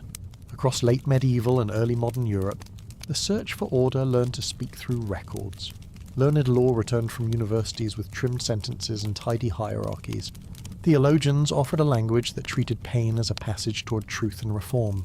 Princes and council, worried about cost and chaos, preferred rooms that kept markets open and streets calm. Three currents converged around a table like this, and the table became a stage without spectacle. Jurists wrote about degrees of proof. Signs could be strong, weak, or something between. Half-proofs invited suspicion yet did not justify verdicts. Under certain conditions, pressure was permitted to close the distance between doubt and certainty. It sounded administrative. The clerk would write the hour. The judge would state the cause. Questions would be put with care. The accused would answer. A later session would repeat the answers without strain. Only then could a confession support judgment. The design promised fences around fear. Maps of practice looked patchy, which suits a continent woven from cities, lordships, bishoprics, and kingdoms. Italian communes had rehearsed forms of interrogation earlier than most, since they already kept thick registers for statutes, embassies, and taxes. To the north, ordinances and court books show rules rising through the 14th century in places like Flanders, Vienna, and Lausanne. By the 16th century, many polities had written permissions and limits into criminal process. Not all obeyed, and not all agreed, yet paper spread like candle smoke along rafters. Another slow breath. Unclench your jaw. Let the air slip out without effort. Inside the room, choreography replaces clamour. A bench sits high against a panel of dark wood. A notary stands near and keeps a neat hand. Guards wait by the wall. A brazier takes the chill from stone. The judge reads the dossier aloud, weighting each word until it settles. Hearsay is noted, then trimmed. Witness names are recited with care. The charge is stated clearly, not to startle, yes, just to anchor. Even when fear edges the air, the tone remains even. Procedure does not heal, yet it shapes the weather. Before hard questions begin, a threshold stands. Rules require indicia above rumour. Two witnesses may agree, or an object may be found, or repeated acts may mark a pattern. Oaths are tested for consistency, if gathered signs reach a defined point. Coercion may be considered. The may matters. Some benches turn aside and keep inquiry to words. Others give leave reluctantly, as if touching a hot iron with a folded cloth. When the gate opens, limits walk with the order. Questions must be specific. Sessions may not stretch past a set hour. Some statutes forbid consecutive sessions in a single day. A clerk writes who stood present, which tool lay ready, how long the clock ran, and where the proceedings stopped. If a mouth speaks under strain, the same mouth must speak again later in calm. A confession unconfirmed remains a shadow, present but unable to carry the weight of judgment. The record holds these distinctions so that later eyes can tell whether a line was crossed. Theology bends near the bench like a candle placed to the side. Preachers have long said that pain can cleanse, yet they also warn that pain can confuse. The weak may confess to please. The proud may confess to defy. The tired may confess to stop the hour. These cautions enter marginal notes and statutes. Judges copy them into their opening speeches. Whether they are kept depends on men and seasons. But the presence of the words draws a circle that critics can point to when the circle fails. Breathe gently. Picture ink drying under a light veil of sand. England travels a nearby path with different paving. Common law courts hold juries close. Confession obtained by violence cannot bear a regular verdict there. Still, when the Crown frames a case as threat to the state, pressure appears in towers under warrants that stand outside ordinary assize. The rack sits in inventories of the Tower of London by the early 15th century, named among the furniture of statecraft rather than the daily tools of county justice. The distinction matters. It shapes memory and explains how two legal families absorb similar fears with different instruments. On the continent, inquisitorial style informs both secular benches and ecclesiastical tribunals. Church courts handle matters of belief through lengthy interrogatories and ritualized repentance. When a sentence for the body is required, the condemned is usually handed to secular arms. Secular benches, meanwhile, weave Roman learning into local custom. Ordinances set narrow gates and public lists of those exempt from coercion. The very young, the very old, the infirm, and the pregnant often stand outside the reach of force. Some cities add clergy, some add respected officials. The lists change with time and place. Yet the habit of listing shows a mind turning rules into rails. Not every room holds to the rails. Not every scribe writes honestly. The archive preserves both restraint and breach. One register pauses a session at noon and resumes after a day of rest. Another refuses to accept a confession that the accused declines to repeat in quiet. Another, darker, records pressure resumed after a limit, then adds a later warning to the judge who allowed it. What can be read today is uneven, yet the pattern emerges where forms are watched. Excess becomes visible. Visibility invites challenge. Challenge grows into reform, step by slow step. Draw a breath that lifts your ribs slightly, always let it fall. Printing presses hum behind the walls of these rooms. Cheap pamphlets carry stories of crime and punishment to streets far away. Woodcuts add pictures that a market learns to love. Some match reality closely. Others decorate fear with iron masks and impossible cabinets. The appetite for images grows. Later centuries will paste those images onto the Middle Ages and call them typical, even when the oldest records do not share the same furniture. The quiet room becomes a theatre in memory, even as its daily life remains clerical, granular, and slow. The point of staying with the room is balance. Coercion becomes formal in many corners of Europe. That fact deserves plain statement. At the same time, not every device sold in a modern museum gift book belonged to these benches. Some pieces appear more often in 19th century catalogues than in 16th century warrants. Others are stitched from rumour and satire. The calm reading asks for proportion. It keeps faith with those who suffered without surrendering the story to fantasy. The furniture of restraint deserves attention, because theory without habit is a lantern without oil. 3 ideas recur. First, necessity, which requires a specific stack of signs before pressure begins. Second, documentation, which places a scribe within arm's reach of fear and makes that fear legible.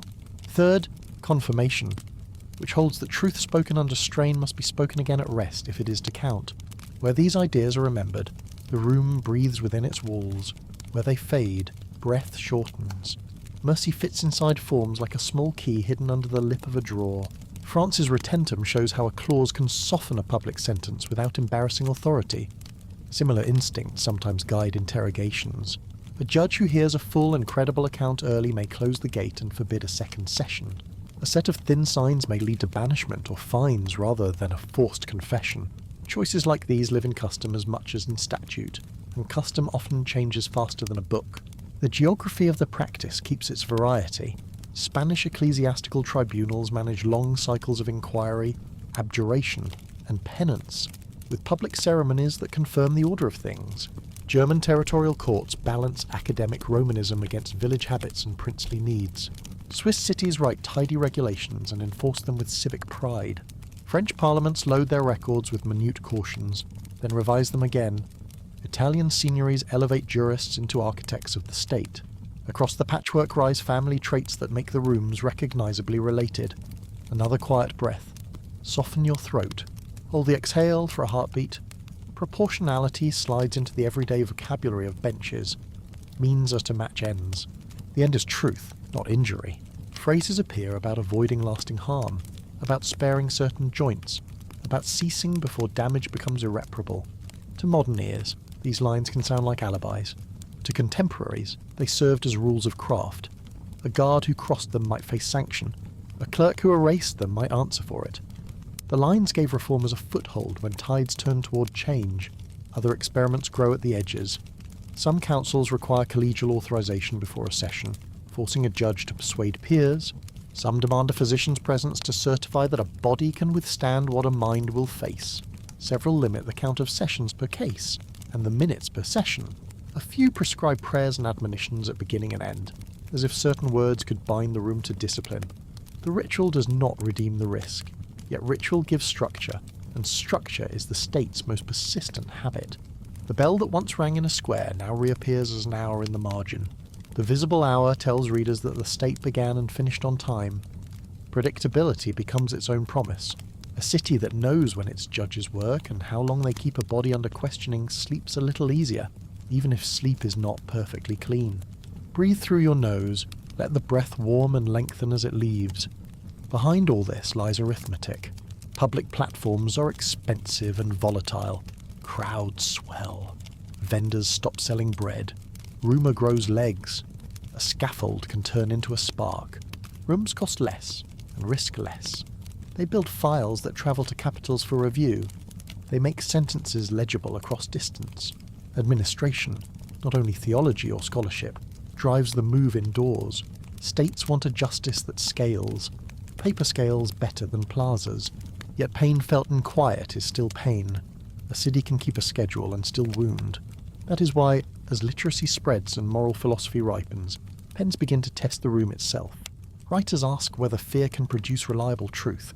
They argue over dignity, over the limits of rule, over the breakpoint where a body speaks any words that promise relief.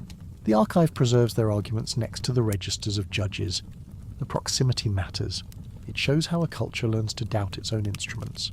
For now, attention returns to the small things that make a room breathe. Elbows shine patches on the tabletop from years of pauses. The floor remembers the shift of weight when a person waits to answer. A bucket of sand sits ready to dry fresh ink. The notary's pen scratches slow and even.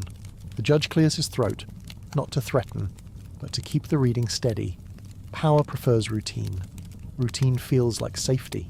Safety draws people toward rest. One more breath. Deep but gentle.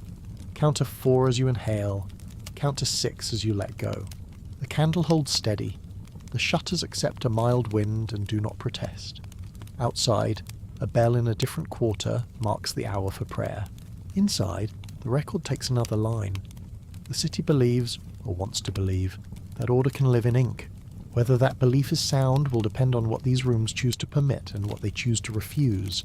Choices like that have consequences that reach past the door and into the years. The flame softens. The pen lifts. The page turns. Quiet returns to the corners of the room, and the air grows a shade warmer above the brazier. In this hush, sleep finds you more easily. Not because the world is kinder, but because it is briefly organised. Hold the calm for a few breaths longer. Let it settle where you carry your worry. The night is not in a hurry. Neither are we. The room keeps the same measured air. Wax holds to the wick.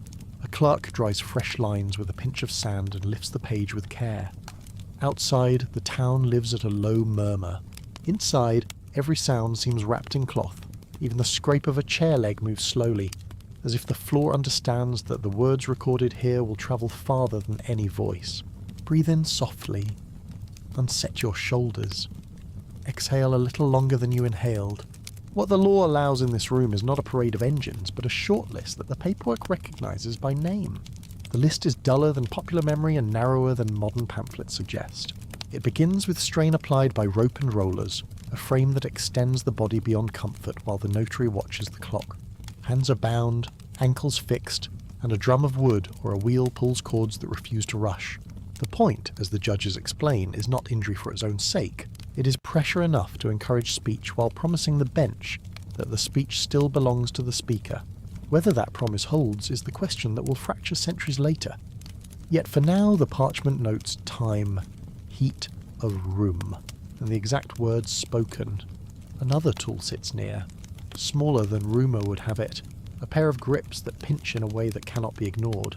It does not belong to a carnival, and no iron masks accompany it.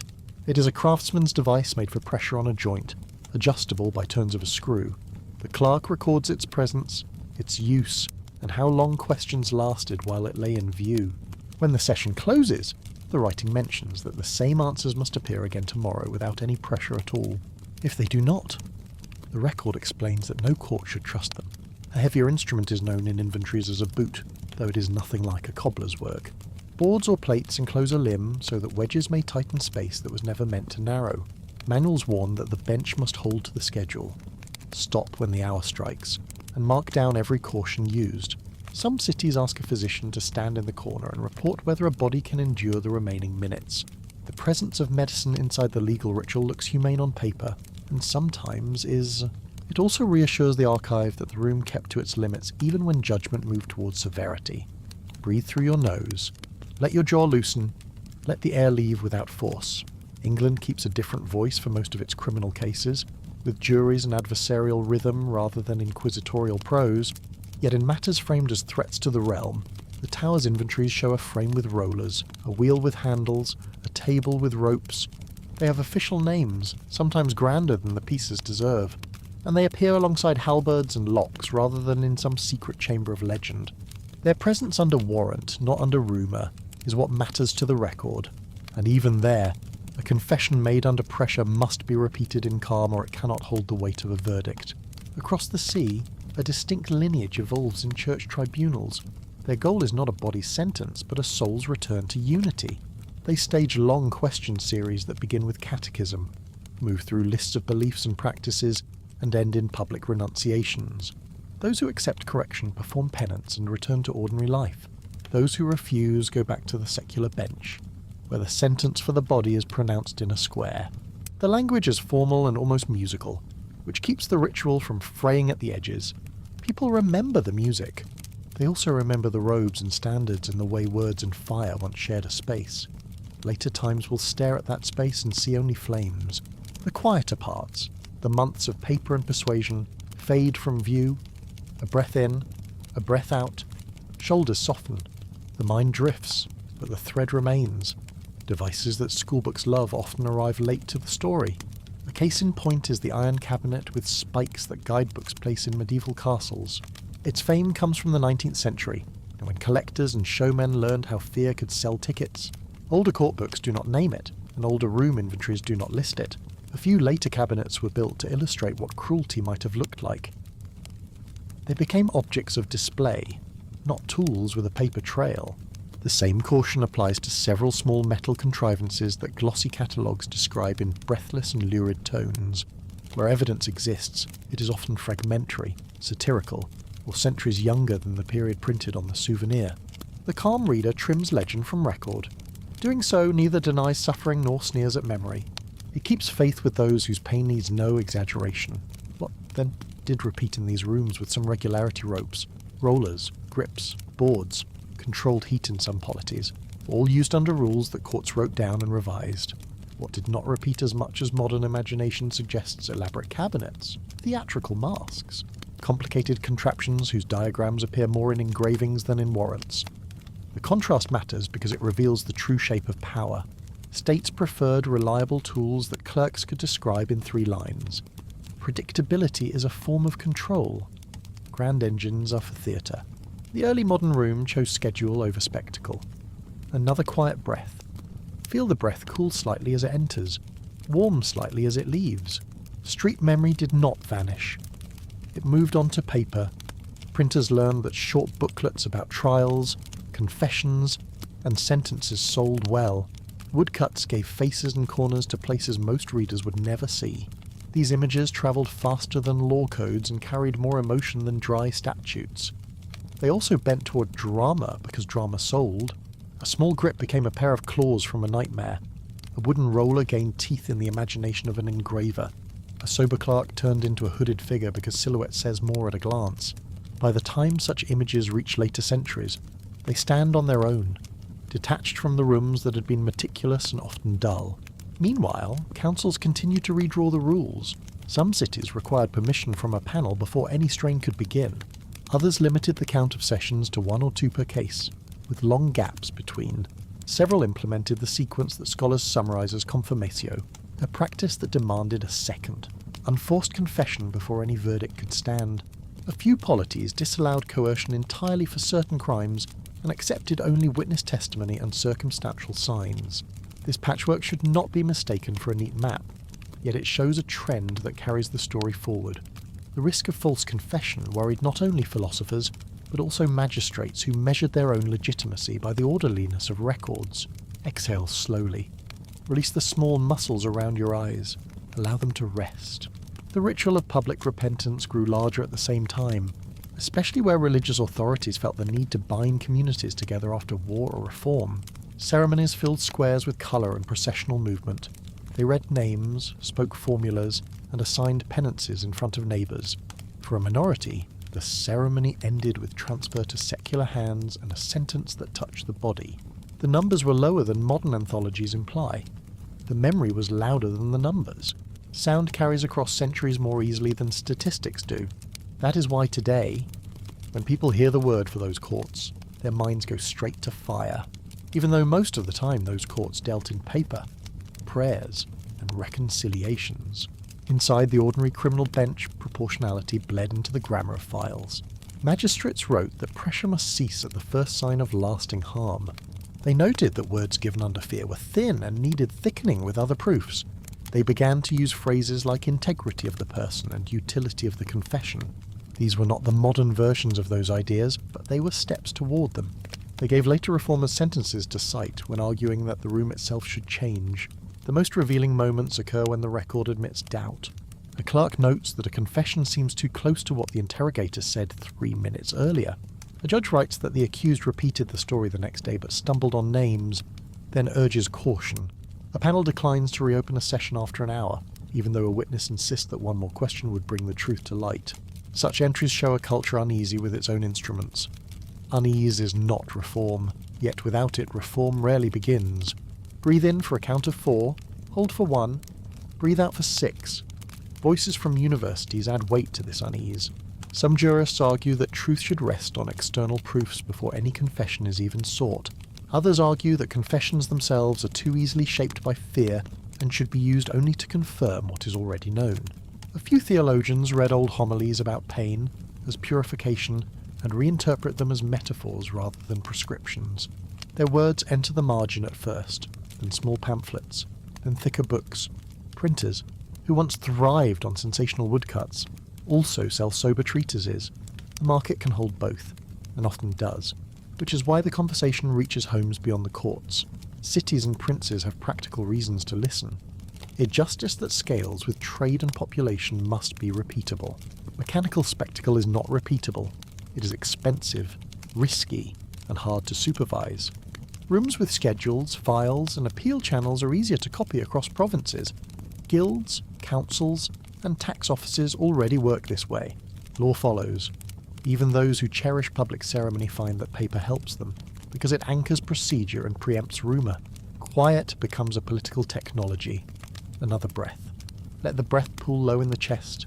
Feel your ribs settle. The line between bench and stage does not vanish overnight. Public executions continue, and some remain elaborate, especially for crimes framed as blows to the body of the state.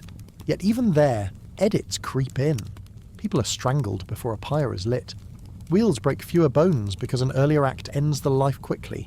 Formulas of mercy, like clauses that allow a judge to soften the harshest moment, are written into sentences. These edits admit that the message can be delivered without pushing bodies to the edge of endurance. They keep order while reducing the risk of riots or scandal. At the same time, quieter punishments grow. Banishment, fines, and imprisonment climb in the ledgers. Jails expand, sometimes reluctantly, then become normalised. Houses of correction open to deal with vagrancy and petty crime. Work becomes a part of the sentence, not pain. Administrators like these institutions because they collect data, feed budgets, and avoid the volatility of public squares. Merchants like them because markets can open on time without disturbance. Preachers find room for sermons about amendment rather than theatre about doom. The culture inches toward a different equilibrium. Underneath, the old ethical questions continue to flicker. If a confession is repeated without pressure, does it cleanse the first moment of fear? If a device is used within a legal limit, does that limit prevent injustice? If a city calms crowds by moving inquiry indoors, what habits must support truth in the corridors? The documents rarely answer in grand terms. They answer in pages, cautions, and case notes. They tell us that bureaucratic language tried to domesticate fear. Sometimes it succeeded. Sometimes it only disguised it. Breathe gently through the nose. Release the tongue from the roof of your mouth. Lengthen the exhale. The press, which once stirred panic, helps teach restraint in time. Jurists publish model interrogatories that build cases from material signs rather than the mouth alone. Historians begin to compile court books that spotlight misconduct by benches and offer better practices. Intellectuals translate continental procedural ideas into local contexts. And the best of these translations fold mercy into method. The shift is not from cruelty to kindness in one sweep. It is from noise to predictability, then from predictability to proportionality. Each step leaves marks in the margins that later readers can follow. We are not yet at the moment when the platform finally dims. We stand in the corridor where files are thickening and the clock is training the room to keep time. The devices on the table have not left, yet their use is fenced by rules that legislators revise with growing care. The old imagination of vast iron cabinets remains outside these walls, mostly in print shops and curiosity cabinets where shock has value. Debate inside the room now turns to what counts as enough proof to begin a session at all. That question will pull the next century toward a quieter grammar of justice. One last slow breath. Picture the shutters, the pen, the faint warmth of the brazier. The judge closes today's hearing and sets tomorrow's hour. The clerk ties the folio with red thread and writes a note across the fold that confirms who was present and what was not permitted. The door opens. The corridor swallows footsteps. The room settles into a light hush, as if it has been taught to hold itself still. This is where we pause, not at an ending, but at a threshold. Paper has grown strong enough to restrain spectacle. The square still exists, yet it no longer leads every scene. In the pages waiting on the table lie the seeds of a different answer to fear, one that prefers fines, cells, and schedules. The story will not claim a straight line, only a path that human hands are learning to mark with care. The corridor that carried files and careful steps opens onto a new wing. Lamps sit in iron cups along the wall. Their flames are small and steady, as if trained by long practice. A keeper moves past with a set of keys that hardly chime. Here the room is no longer a stage. It is an office with bars. The air feels cooler. The noise from the square does not reach this deep. Breathe in through your nose, unclench the jaw. Let the exhale stretch a little farther than the inhale. The change begins as logistics. Magistrates discover that a city can only endure so many spectacles in a season. Merchants ask for reliable market days. Neighbours complain that the crowd brings pickpockets and stalled carts. Officers admit in low voices that an angry gathering can turn in a moment. A quieter sentence solves problems that have nothing to do with philosophy. It moves punishment from a calendar of festivals to a ledger of costs. Cells multiply for reasons of peace and bookkeeping before anyone writes a line of theory. Once they exist, minds find uses for them. Silence becomes not a pause between scenes, but a framework. Houses of correction show how this framework grows. Boards list hours of work. Windows sit high in the wall to keep eyes level with the room, not the street. The sentence has a rhythm. Wake. Labour. Bread. Labour again. A short walk in a yard that smells of stone and dust. Records note tools issued, tasks assigned, wages withheld to pay for food and bedding. Violence has not vanished. It has taken on the form of schedule. What used to last a single hour in a square can now last months behind shutters. That duration changes what punishment means. It turns a moment of fear into a season of timekeeping. Breathe again. Shoulders soften. The mind drifts, but the thread holds. Printer's notice. A pamphlet of a public sentence sells for a week. A printed rulebook or a sermon about amendment sells for years. Compositors set long columns that promise improvement and order. Engravings of prisons show symmetrical yards and neat lines of windows. The image of justice shifts from a wheel or a stake to a plan view with the measurements. It is still power. It is also an advertisement for stability. Investors read it as reassurance. Reformers read it as proof that hearts can change. Officials read it as a tool that can be audited. Across the channel, jurists put this new image into prose. They write about proportionality, certainty, and speed. They explain that the more visible the rule, the less the state needs to terrify, because people can forecast outcomes and adjust. They argue that clear laws should replace improvisation, and that the proof for any accusation should lie not in an agonised mouth, but in external signs a neighbour could verify. Their books are dense and calm, and they pass from hand to hand in coffee houses. People who never enter a courtroom begin to speak the language of procedure. In the back rooms of government, ministers watch these books gather readers. Some already favour restraint for reasons of order. Others fear unrest and prefer sentences that keep crowds small. A few hope to be remembered as modern and humane. When they draw up ordinances to restrict or abolish judicial strain, they cite public good as well as mercy. The new rules do not reach everywhere at once. They follow rivers of trade and centres of administration. They start in capitals, then pass down to provinces. They leave holdout valleys for later. A generation grows up who have never seen a formal session of strain recorded in the minutes. The idea that a confession should be born of fear becomes, slowly, a relic. In some places, the change arrives in steps. A city ends the practice for ordinary theft but keeps it for threats to the state. A council requires a physician to interrupt if it sees signs that will not heal. A high court vacates a verdict that leaned too hard on a confession that did not hold when the room was calm. The words on paper do not glow. They do not make stirring speeches. They simply accumulate. Caution becomes precedent. Precedent becomes rule. Exhale slowly. Unset the small muscles around your eyes. Let the breath leave without effort. People who remember the old ways are still alive. They tell stories that keep the earlier century vivid. A grandmother remembers a square full of smoke. A locksmith remembers a frame with rollers kept in a room above the gate. A clerk remembers the first day he wrote a warning in a margin rather than a schedule for strain. In taverns, these memories rise and settle like steam. Memory does not vanish when policy changes. It lingers and paints the past in thicker colours than the record can hold. Myths keep their pace as well. Cabinets with spikes appear in travelling exhibitions. Curiosity houses buy them from ironmongers eager to sell a story with every rivet. A theatre in a port town puts on a play where a hooded figure turns a crank beside a groaning wheel. Visitors gasp and carry the image home in their sleep. To the calm reader, these scenes do not match inventories or court books, yet they attach to the word cruelty the way ivy attaches to stone. The mind loves a clear shape. The truth loves a ledger.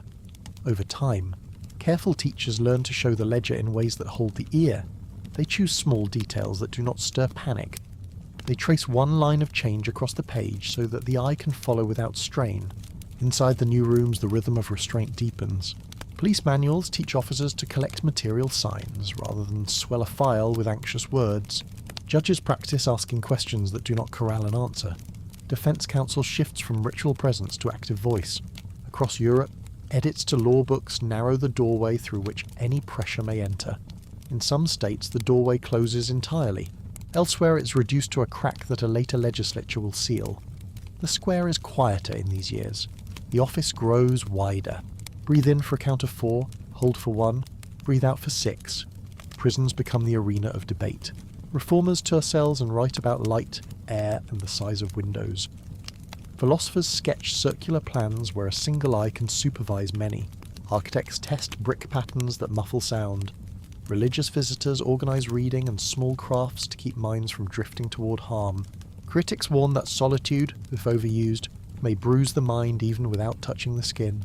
The conversation matures enough to hold two truths at once. Pain is not the only way to punish. Silence, repeated over time, can be its own pressure. A decent system must watch for both. Meanwhile, the last formal pieces of the old apparatus fall away in major centres. Judicial strain is removed from statute books. Courts that once listed it in inventories now list it as forbidden. In some polities, the change arrives with a date everyone remembers. In others, it arrives as a series of small notices that only clerks remember. Either way, the paper that once fenced pressure now bars it. Trials still produce verdicts. Cells still hold people. The state still disciplines. It does so with a grammar that has fewer verbs for pain. A breath, another, the shoulders lower a little. It would be easy to treat this as a march from darkness to light. The record refuses such a comfortable line. Public executions remain for certain crimes. Some rulers use them to perform strength in troubled years. Colonial spaces test methods far from the eye of the metropolis. War suspends procedure and brings back haste. Prisons in poor districts fail to deliver the hygiene and quiet that reformers promised. Each failure reminds the file keepers why they began to write rules in the first place. Each reminder adds a paragraph to the next reform. In courtrooms that now prize external proofs, evidence law grows like a careful hedge.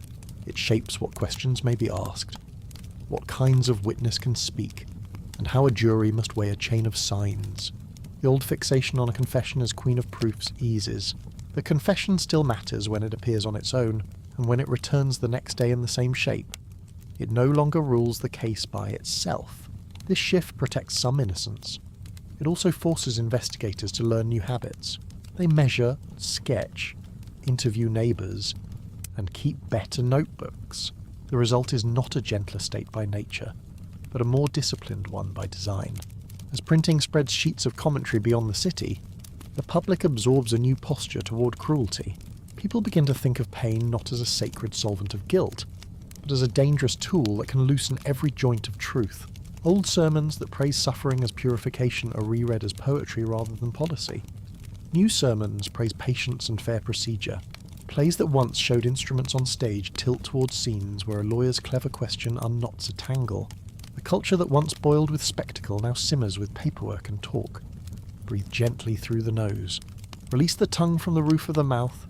Notice the rise and fall of the chest. In the final pages of this century's chapter, a few states go further and recode their systems to narrow the use of death itself. Other penalties expand to fill the space. Transportation, labour, and long confinement become the main weights on the scale. None of this erases harm. It changes its shape, its tempo, and its visibility. A passerby no longer stumbles upon a scaffold like a sudden storm. Instead, a city lives with high walls it hardly notices because they have always been there. Where the past frightened through display, the present disciplines through routine. The corridor where we began has taught us something that holds beyond this period.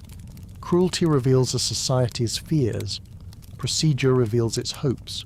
When fear runs high, power tends to choose theatre. When hope and anxiety mingle, it chooses paper. When confidence grows, it chooses restraint, though only for a time. No file keeps all promises. The best it can do is give the next clerk a place to stand. So the story of judicial torture in this early modern turn is not a simple tale of invention and abolition. It is a movement from improvisation to rule, from square to cell, from rumour to record. It includes errors and pressure and scenes that we would rather not recall. It also includes the first durable sentences that say, "Here is the line and we will not cross it again." Those sentences are modest in tone. They do not sound like trumpets, yet they changed what rooms like this could do. Close your eyes for a moment. Think of the shutters. Think of the clerk's red thread. Think of the quiet that follows when a door closes on schedule, not in a rush. The light in the corridor has not gone out. It has learned how to keep still. On the table, a final folio waits for signatures. In it, a set of rules about questions and answers no longer mentions any device of strain. A ribbon is tied. The seal falls into warm wax. The imprint cools, and with it cools a part of history that once burned too hot. We leave the wing by the same steps we used to enter. Outside, the town's murmur returns. A child runs past with a hoop. A bell marks the hour. Somewhere, a teacher copies a passage from a recent book that explains why a state should prize certainty over fear. Somewhere else, the keeper checks the hinges on a door and writes a note about the need for more light in a cell. These are small acts. They grow into custom. Custom grows into law. Law invites memory to heal. One final breath in, a slow breath out. When the lantern is shuttered, the page does not vanish. It waits for the next set of eyes to carry the line forward. If this century taught anything, it is that a just system is not a statue but a habit. Habits can change. They change when enough small cautions line up to become a rule. And when a city agrees that the calm of a quiet corridor keeps more peace than the roar of a crowded square, lamplight settles on pale wood, and the square waits. Stools are folded to the height of a knee. The scaffold is only timber and rope, quiet as a barn in winter. A sweep pushes grit into a shallow pan, pauses, and listens for the parish bell. It does not ring. A wind from the river moves the pennants on the Guildhall and then forgets them. In that hush, you can hear the city thinking about itself. It considers what keeps carts moving and shutters safe. It considers what turns rumour into a wave and when that wave breaks on stone. Breathe in softly, soften your jaw. Let the breath leave your chest in a long, easy line. The long story of punishment often begins in a place like this, with wood that could be a stage and a crowd that could be an audience. For centuries, law taught its lessons out here where eyes could learn faster than ears. A single hour in the square could fix a message in 1,000 minds. Yet cities are jealous of their mornings. Markets cannot open if a street is closed by spectacle, and order cannot be balanced if every week brings a thunderclap. Bit by bit, officials count that cost. They find that noise drains a city as surely as fire. They begin to prefer smaller, steadier tools. The change does not arrive as a trumpet. It walks in through doors and sits down at desks. It looks like ledgers. It sounds like keys that touch each other in a palm. When towns raise houses of correction and workrooms, they are making a decision about where a lesson lives. The London bridewell, born in the 16th century from a royal palace turned institution, gathers idlers, runaways, and those who have slipped between the looms of trade. In the Low Countries, the Raspus and the Spinhighs cut dyewoods and spin yarn with a rhythm that can be counted in buckets and skeins. These places are not theatres, they are clocks. The hour hand is policy. Relax the muscles around your eyes. Let your shoulders hang a little lower than before. Paper teaches the new language. Magistrates write ordinances that care about the size of windows and the height of grills. Clerks keep lists of rations and tools and visiting hours. Architects learn to set the openings high so a person sees sky without seeing street. The message is precise. Time belongs to the city now, and the city will lend it back to you in measured days. On a scaffold, the law speaks once in a voice that shakes the air. In a cell, the law speaks in a whisper repeated every morning. The whisper endures.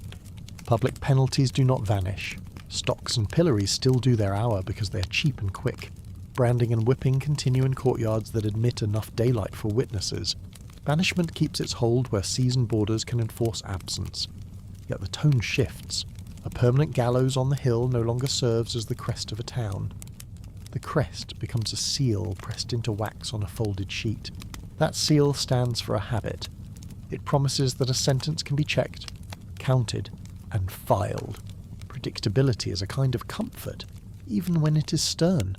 There is arithmetic in this quiet. An execution in the square gathers buyers and thieves. It brings preachers a magistrate did not invite. It heats the day, and heat makes tempers quick. A fight begins, a rumour sprouts and grows feet. A shop shutters early, and a cart does not reach the gate. Multiply that by market days and by years, and you have a drain on peace. A warden behind an oak door, a set of rules on a wall, and a bell that calls men to work at the same hour each morning. These are plain expenses. They pay back in steadiness. Breathe through your nose, unclench your toes inside your shoes. Let the out-breath be a beat longer than the in-breath. The corridor changes the shape of power. In the square, authority must perform. It must show nerves of iron and a talent for timing. It must manage a crowd and the mood that runs through it like wind through grass. Behind the door, authority manages time and paper. It writes the conditions under which a door will open and the conditions under which it will stay shut. It can move a man from one cell to another and record a mark for good behaviour. It can work with chaplains and craftsmen and use a ledger as a lever. None of this would impress a crowd. That is the point. The crowd is not dismissed because rulers become kind. It is dismissed because the crowd has learned to do as it pleases. In years of famine and plague, the square can flip like a coin. A cheer becomes a jeer, and in a breath the platform that offered certainty offers only risk. Early modern states that count their soldiers in tens of thousands and their loans in columns cannot afford to gamble every Friday.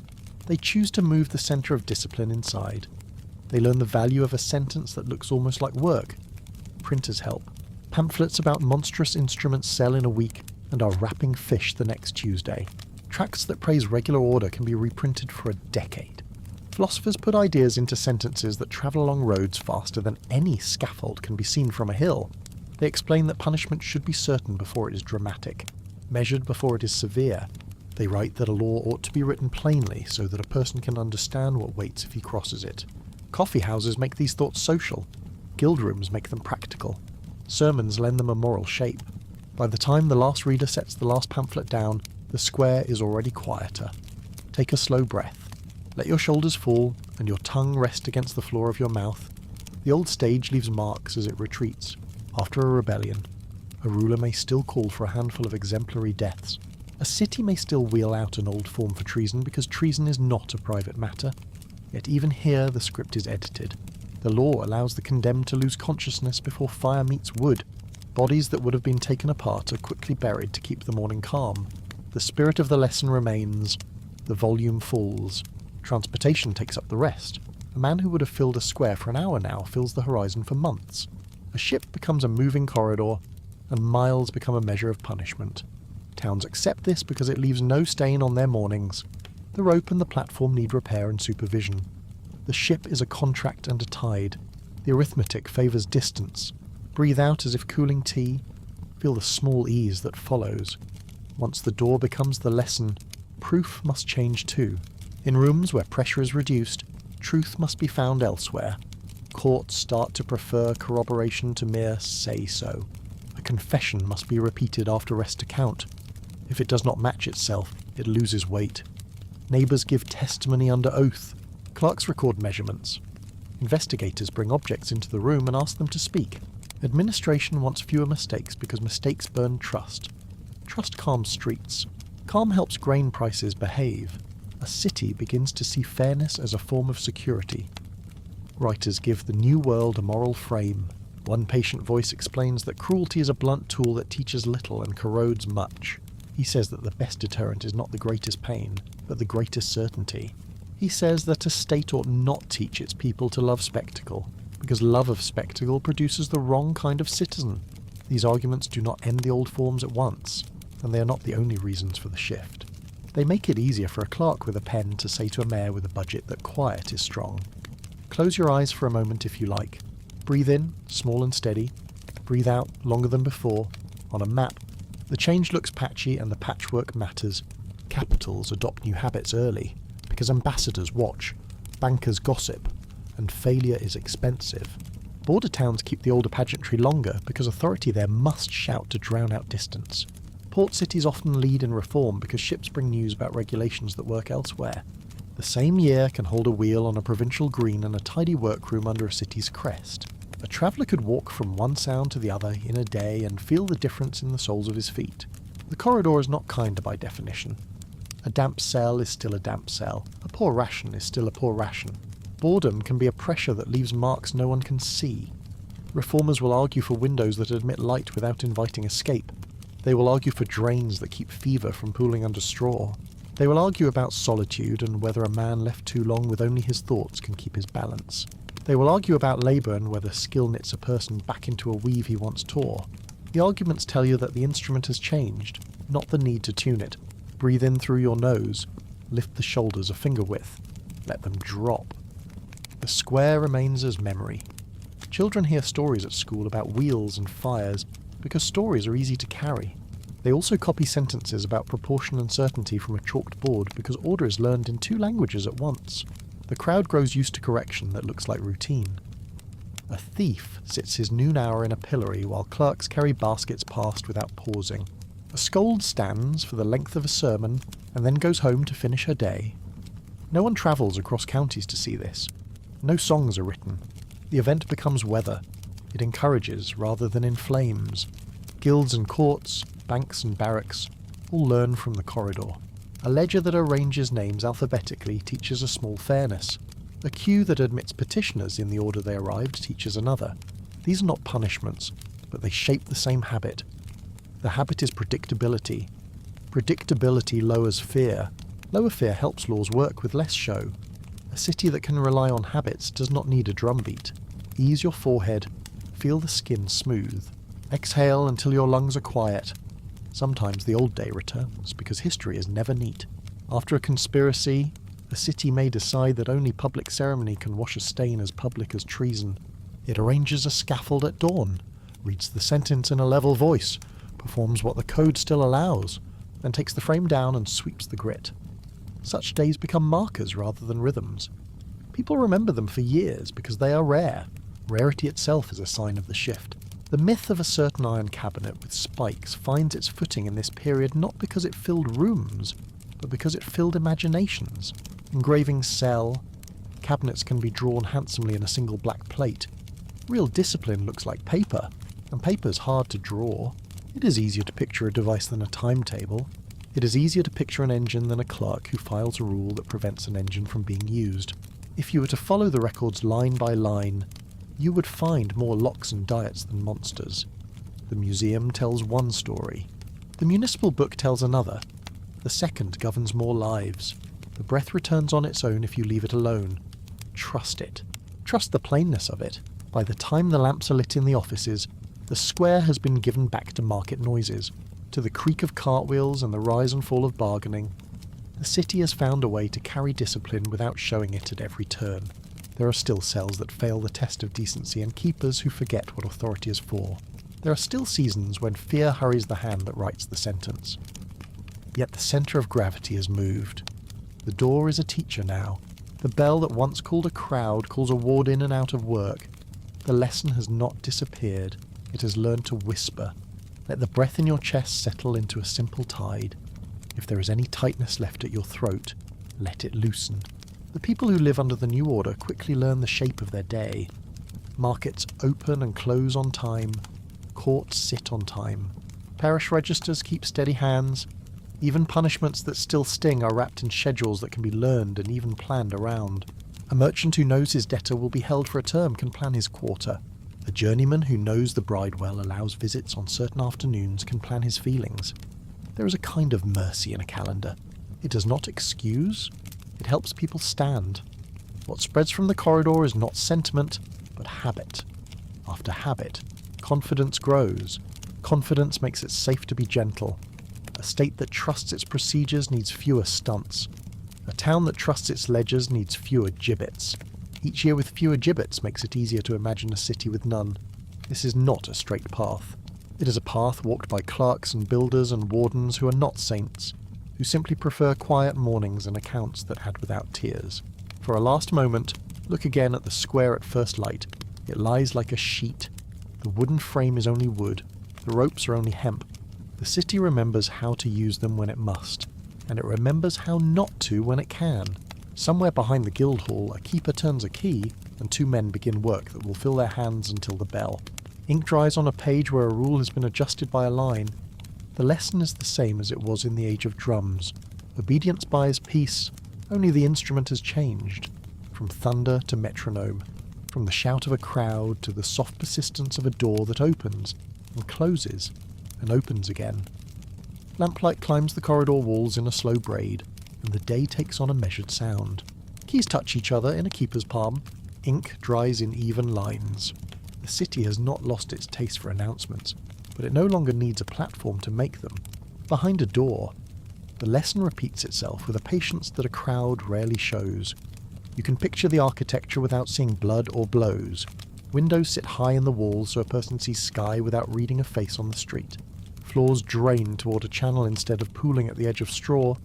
Doors swing inward so a keeper stands in safety. The chapel, if there is one, is placed where voices must lower themselves to be heard. Workrooms are tall enough for air to move and low enough for sound to carry. These are small designs with large intentions. They teach that punishment now lives in schedule and habit. Breathe in gently. Hold the breath for a count you do not need to number. Let it leave without effort. Money writes much of this change. The old theatre was cheap on the morning it occurred and costly on the afternoons that followed. A riot tips a market. A sensational death brings visitors who do not buy. A shop closes early when a rumour runs through a lane. A magistrate learns to fear excitement as a drain on order. Prisons and houses of correction cost coin every day, yet they return steadiness. They make punishment predictable in a way merchants can plan around. Predictability is a currency. It keeps gossip thin and prices dull. Records tell how institutions themselves change shape. A royal house becomes a place of labour. A guild storehouse becomes a ward for debtors. In one city, a raspoos cuts dyewood into fine powder. In another, a spinheist twists yarn until it can be counted in skeins. The lesson is not about pain, it is about time. Hours carry weight in a workroom. A person learns that morning belongs to the city and evening returns in pieces, earned and measured. A new vocabulary enters the court as procedure tightens its belt. Confessions lose value unless they can be repeated after rest. Statements given under pressure must match details that lie outside a room.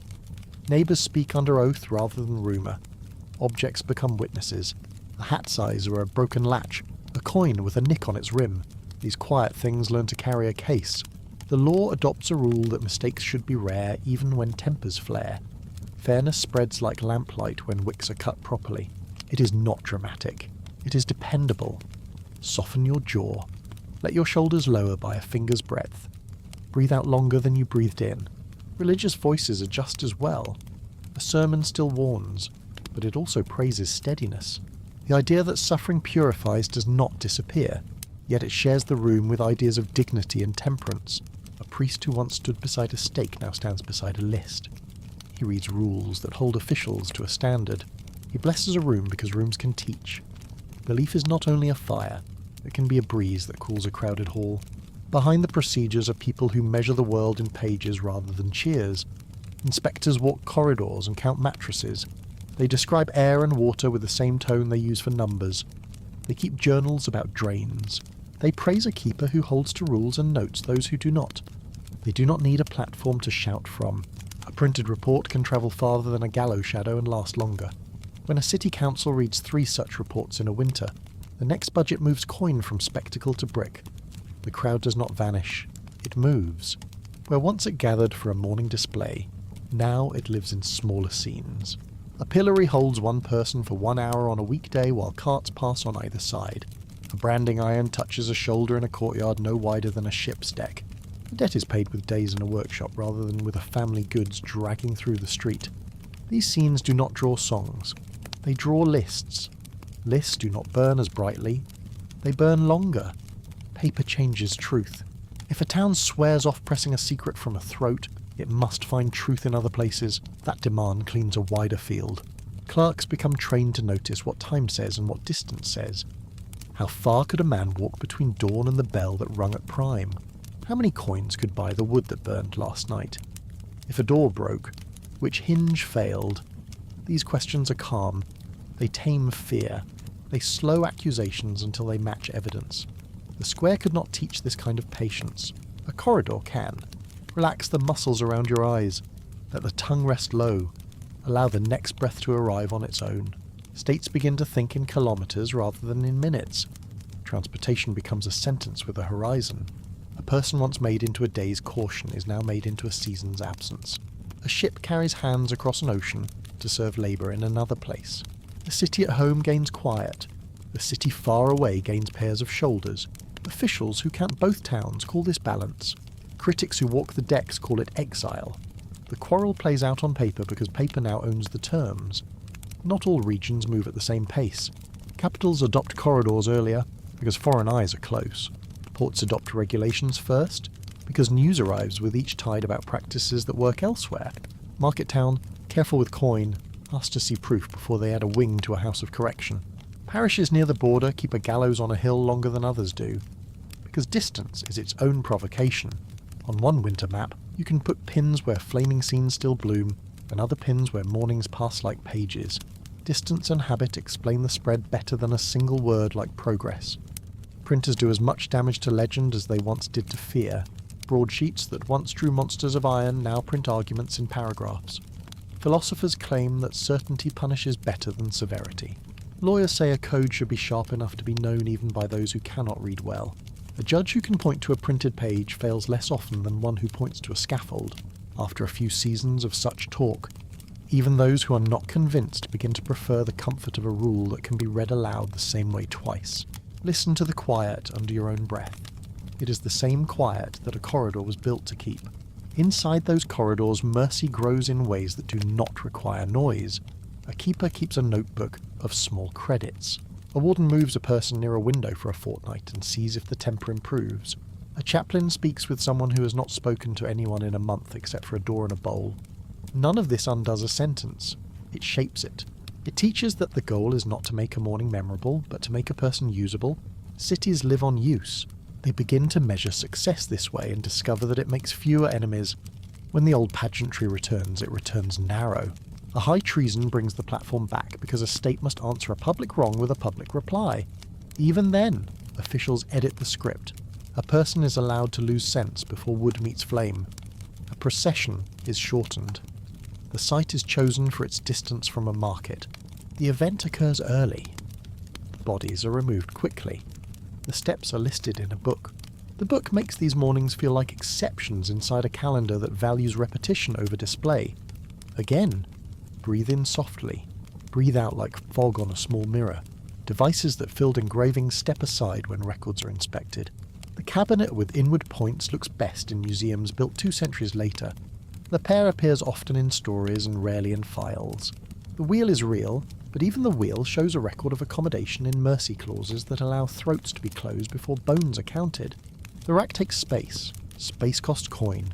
A prison that trades a tool for a timetable saves coin and court trouble. Administrative logic, more than sentiment, retires the most intricate engines. Policing also learns to prefer quiet over show. Watchers that once paraded with halberds learn to post at corners and keep streets patient. Runners and clerks keep files on names rather than faces. A reader can follow a thief across years without seeing a single morning in the square. That reader is often a woman who copies in a good hand and knows the difference between rumour and deposition. Her work calms a ward faster than a drum ever could. Calm is contagious. It spreads across neighbourhoods and asks for more paper rather than more wood. Inside courtrooms, the way questions are asked grows tender without growing weak. Judges learn to separate confession from narrative. They ask a person to tell events in order instead of repeating a one-line admission. They compare the story to clocks. They compare it to horses and tides and shop hours. A confession becomes one string in a rope rather than the whole rope. Ropes made of many strings do not fray as quickly. This is the kind of strength a corridor likes. It is not loud. It holds. Let your shoulders drop. Feel a little more weight in the place where you sit or lie. The body understands steadiness before the mind does. Officials debate whether solitude improves spirit or disturbs it. Some argue for single cells and Bibles. Others argue for workrooms and human voices. Some build panopticons to watch without walking. Others build yards to keep feet moving. Each design carries a theory of what people are and how they can be shaped without being displayed. None of the theories prove perfect. Most last long enough to teach what does not work. The seam that holds the debates together is a shared wish for mornings that belong to trade rather than to spectacle. The crowd adjusts faster than anyone expects. It learns to live without celebration of pain. It learns to read handbills about rules instead of broadsides about engines. It learns what an appeal is. It learns what a reprieve means. Words like proportion and procedure reach kitchens and workshops. They settle into the grammar of complaint and hope. They do not make the world kind. They make it legible. Legible worlds tire of trumpets and prefer bells. In that bell tone you can hear another change. The state begins to measure itself by the errors it avoids as much as by the laws it enforces. A code that makes fewer mistakes earns a calm that lasts longer than any fear. People who believe they will be heard in order do not need to raise their voices in crowds. They speak to clerks and wait for a date. Waiting is a softer kind of control. It reaches farther than a platform because it lives in kitchens and under quilts as well as in streets. In some places, capital statutes still crowd a page, yet juries and judges resist the noose with 100 small tricks. They lower a charge. They value a stolen spoon as far less than a code suggests. They use phrases like partial value to keep a life from being traded for a trifle. The printed list remains proud and long. Practice grows quiet and lenient under it. The square would not have allowed such disobedience. A corridor can hide it inside the folds of routine. Exhale as if cooling a cup. Let the chest stay low for a breath before it rises again. When reformers speak, they are careful to honour order. They say that certainty, not ferocity, keeps a thief from climbing a fence. They say that a law that can be read by a farmer helps more than a law that can be admired by a scholar. They say that prison should teach a rhythm that can be carried outside, not only a fear that dies at the gate. Their writings are calm. And because they are calm, they persuade councils that fear often fails on market days. Where a scaffold feeds gossip, a ledger feeds trust. The door keeps moving, open and shut, like a metronome. Work begins and work stops. Visits occur on measured afternoons when voices have to bend to fit narrow rooms. A person who once would have been exhibited for an hour is instead absorbed into the slow turn of weeks and months. Families learn the new times and make plans around them. Pain has not been abolished. It has been translated into calendar and routine. That translation protects a city's mornings like a low wall that does not need to be rebuilt after every storm. Step back inside the picture you began with. The square is open to carts again. The gallows beam darkens from rain, not from use. Behind a door, paper gathers in neat piles. Seals cool and grow hard. A keeper counts spoons. A clerk files a record. A chaplain folds a list of names into a book. In all these small motions lie the reasons the city chose the corridor.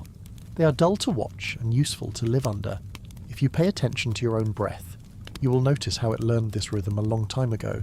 In, out, steady and small. A lesson can be effective without becoming a scene. A city can keep its balance without reminding itself of pain every week. Habit holds better than thunder.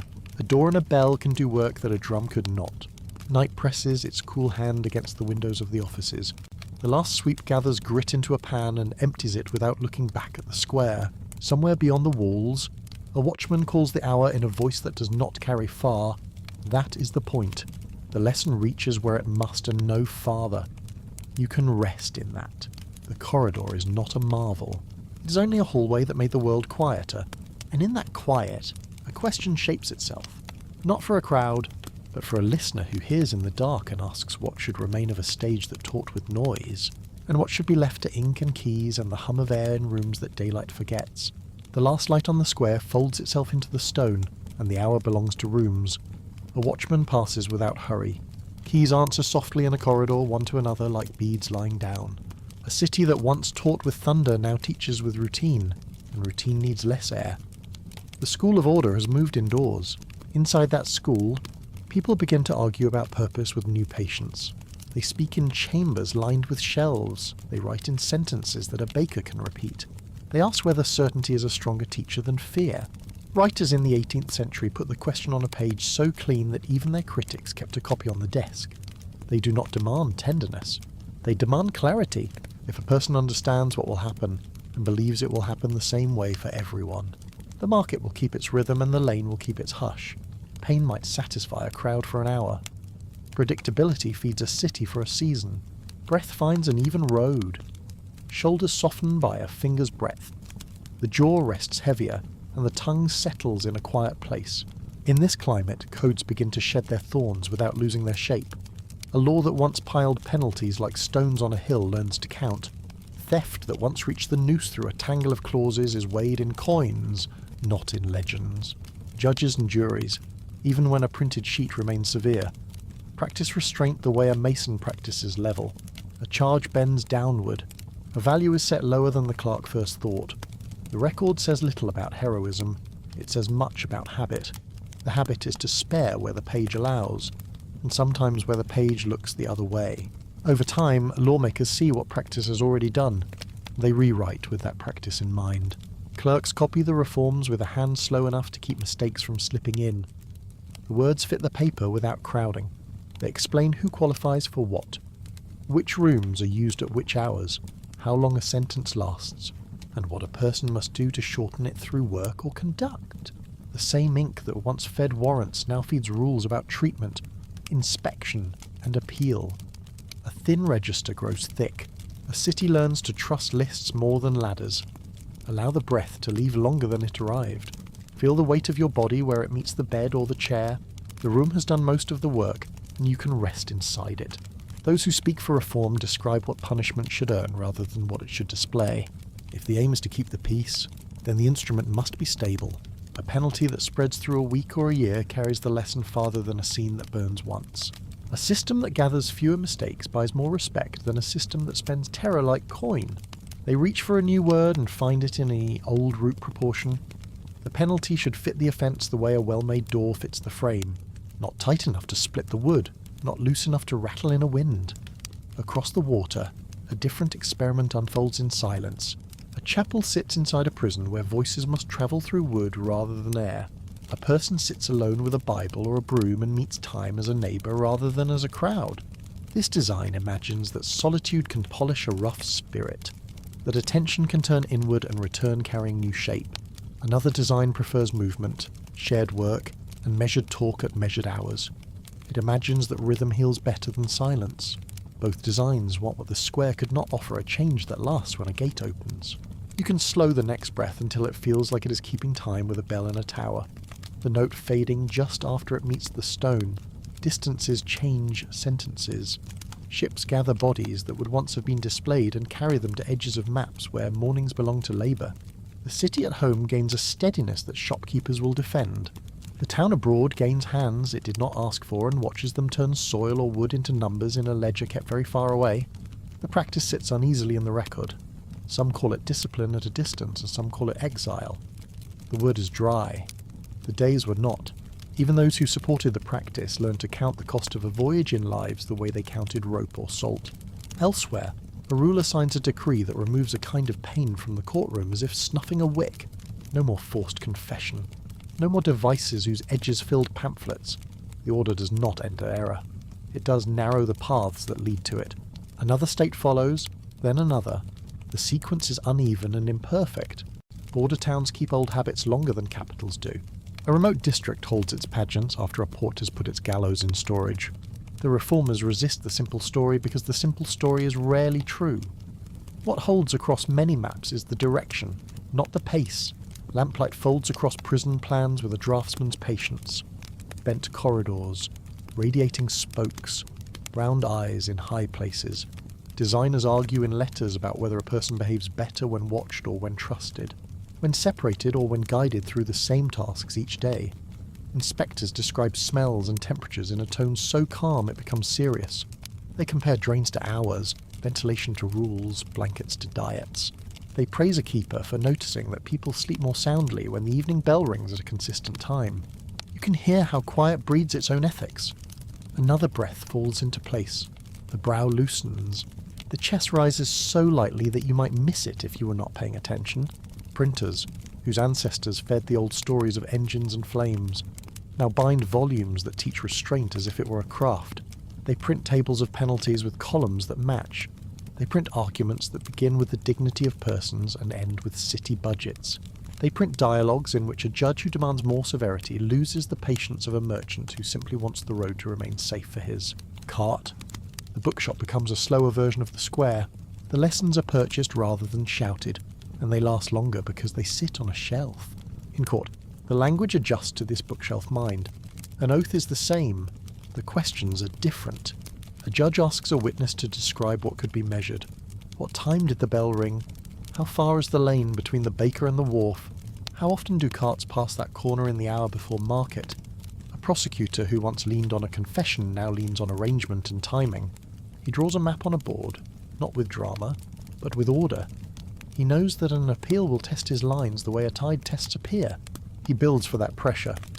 Outside, daily discipline carries more lessons than festivals ever did. A boy sees a man in the stocks on a Monday after market and says little.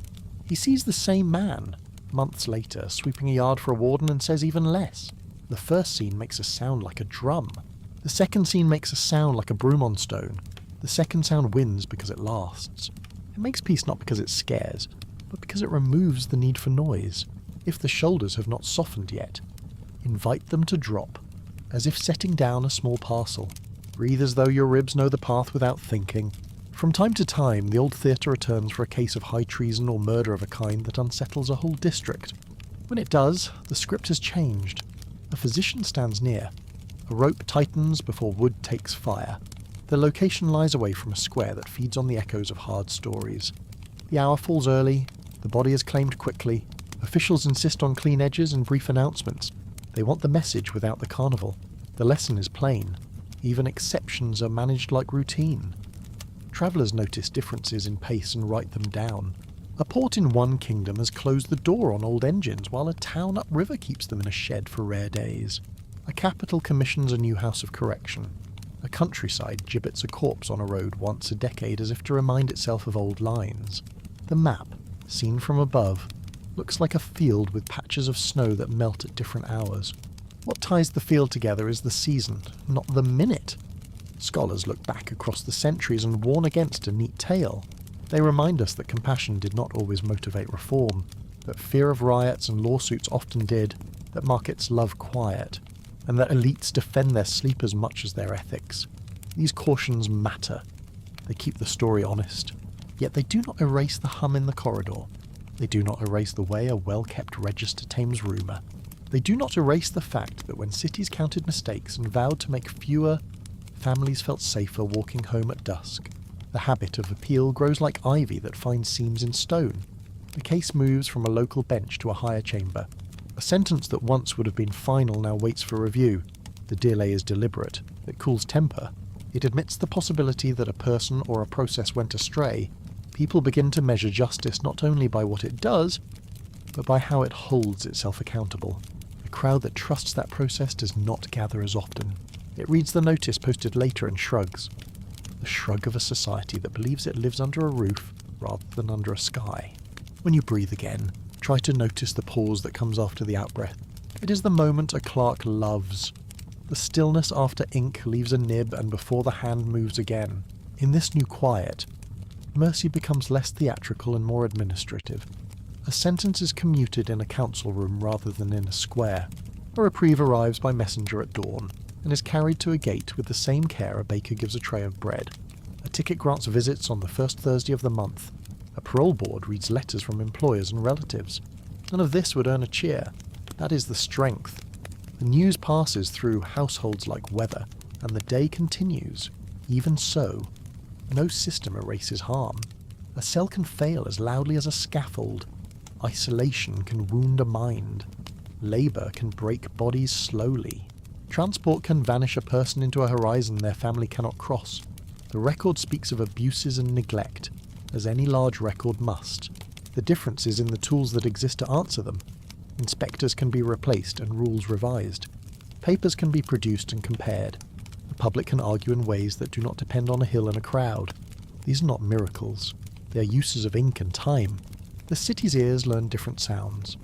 The thud of carpenters on a platform fades. The scrape of a key in a morning door persists. The ladder leans idle against a wall in a yard. The clock becomes the loudest thing in a house of correction. Its voice is steady. It does not shout. It changes minds by moving forward at the same speed. Every minute, every day. Exhale, as if cooling a cup you like. Feel the eyelids gather weight at the edges. Warmth pools where fabric touches skin. People who were once meant to scare their neighbours now return to neighbourhoods as workers. A hatch lifts at dawn. Someone who learned to keep time inside keeps it outside and finds that employers care more about time than about spectacle. Families that once watched savings drain after a show now plan around visiting days and returns. A city with fewer surprises grows less cruel without needing to call itself kind. That is a kind of wisdom older than laws. Farmers know it. Sailors know it. You do not stress the rope when the wind already holds the sail. Gradually the stories change shape. Children hear fewer tales of wheels and more tales of petitions. They learn the names of magistrates who resigned after a scandal instead of the names of men who died on a hill. They learn what an inspector does, and some of them decide that this is work worth doing, quiet work. Paperwork. Work that makes life less theatrical and more possible. They carry that taste into the next century. On a shelf, bound in leather and dust, sit volumes that announce the abolition of old practices with a sentence that could almost be mistaken for a gardening note. Removed, as of this date, from the procedure of the criminal courts. The weight of those pages does not lie in flourish, but in the absence they secure. They leave room in calendars for markets and births and city improvements. They retire musicians that once tuned instruments at dawn for a show nobody needed. If you have been counting breaths, you can stop. The body has learned the rhythm. The room has learned it too. Somewhere outside, a bell marks an even hour. The square remains. It hosts fairs, speeches, weddings, and the celebrations that cities prefer to spread across every age. Sometimes an old beam stays mounted on a wall like a dark reminder that power once dressed itself in wood and rope. People pass it without slowing. They know the geography, and they know that the city's true map now lies in registers and schedules, in the knowledge that a door will open and close at the same time tomorrow. Those who mourn the loss of spectacle find that theatre has not died. It has changed stages. It plays now in books and courts and assemblies where words carry as much weight as chains once did.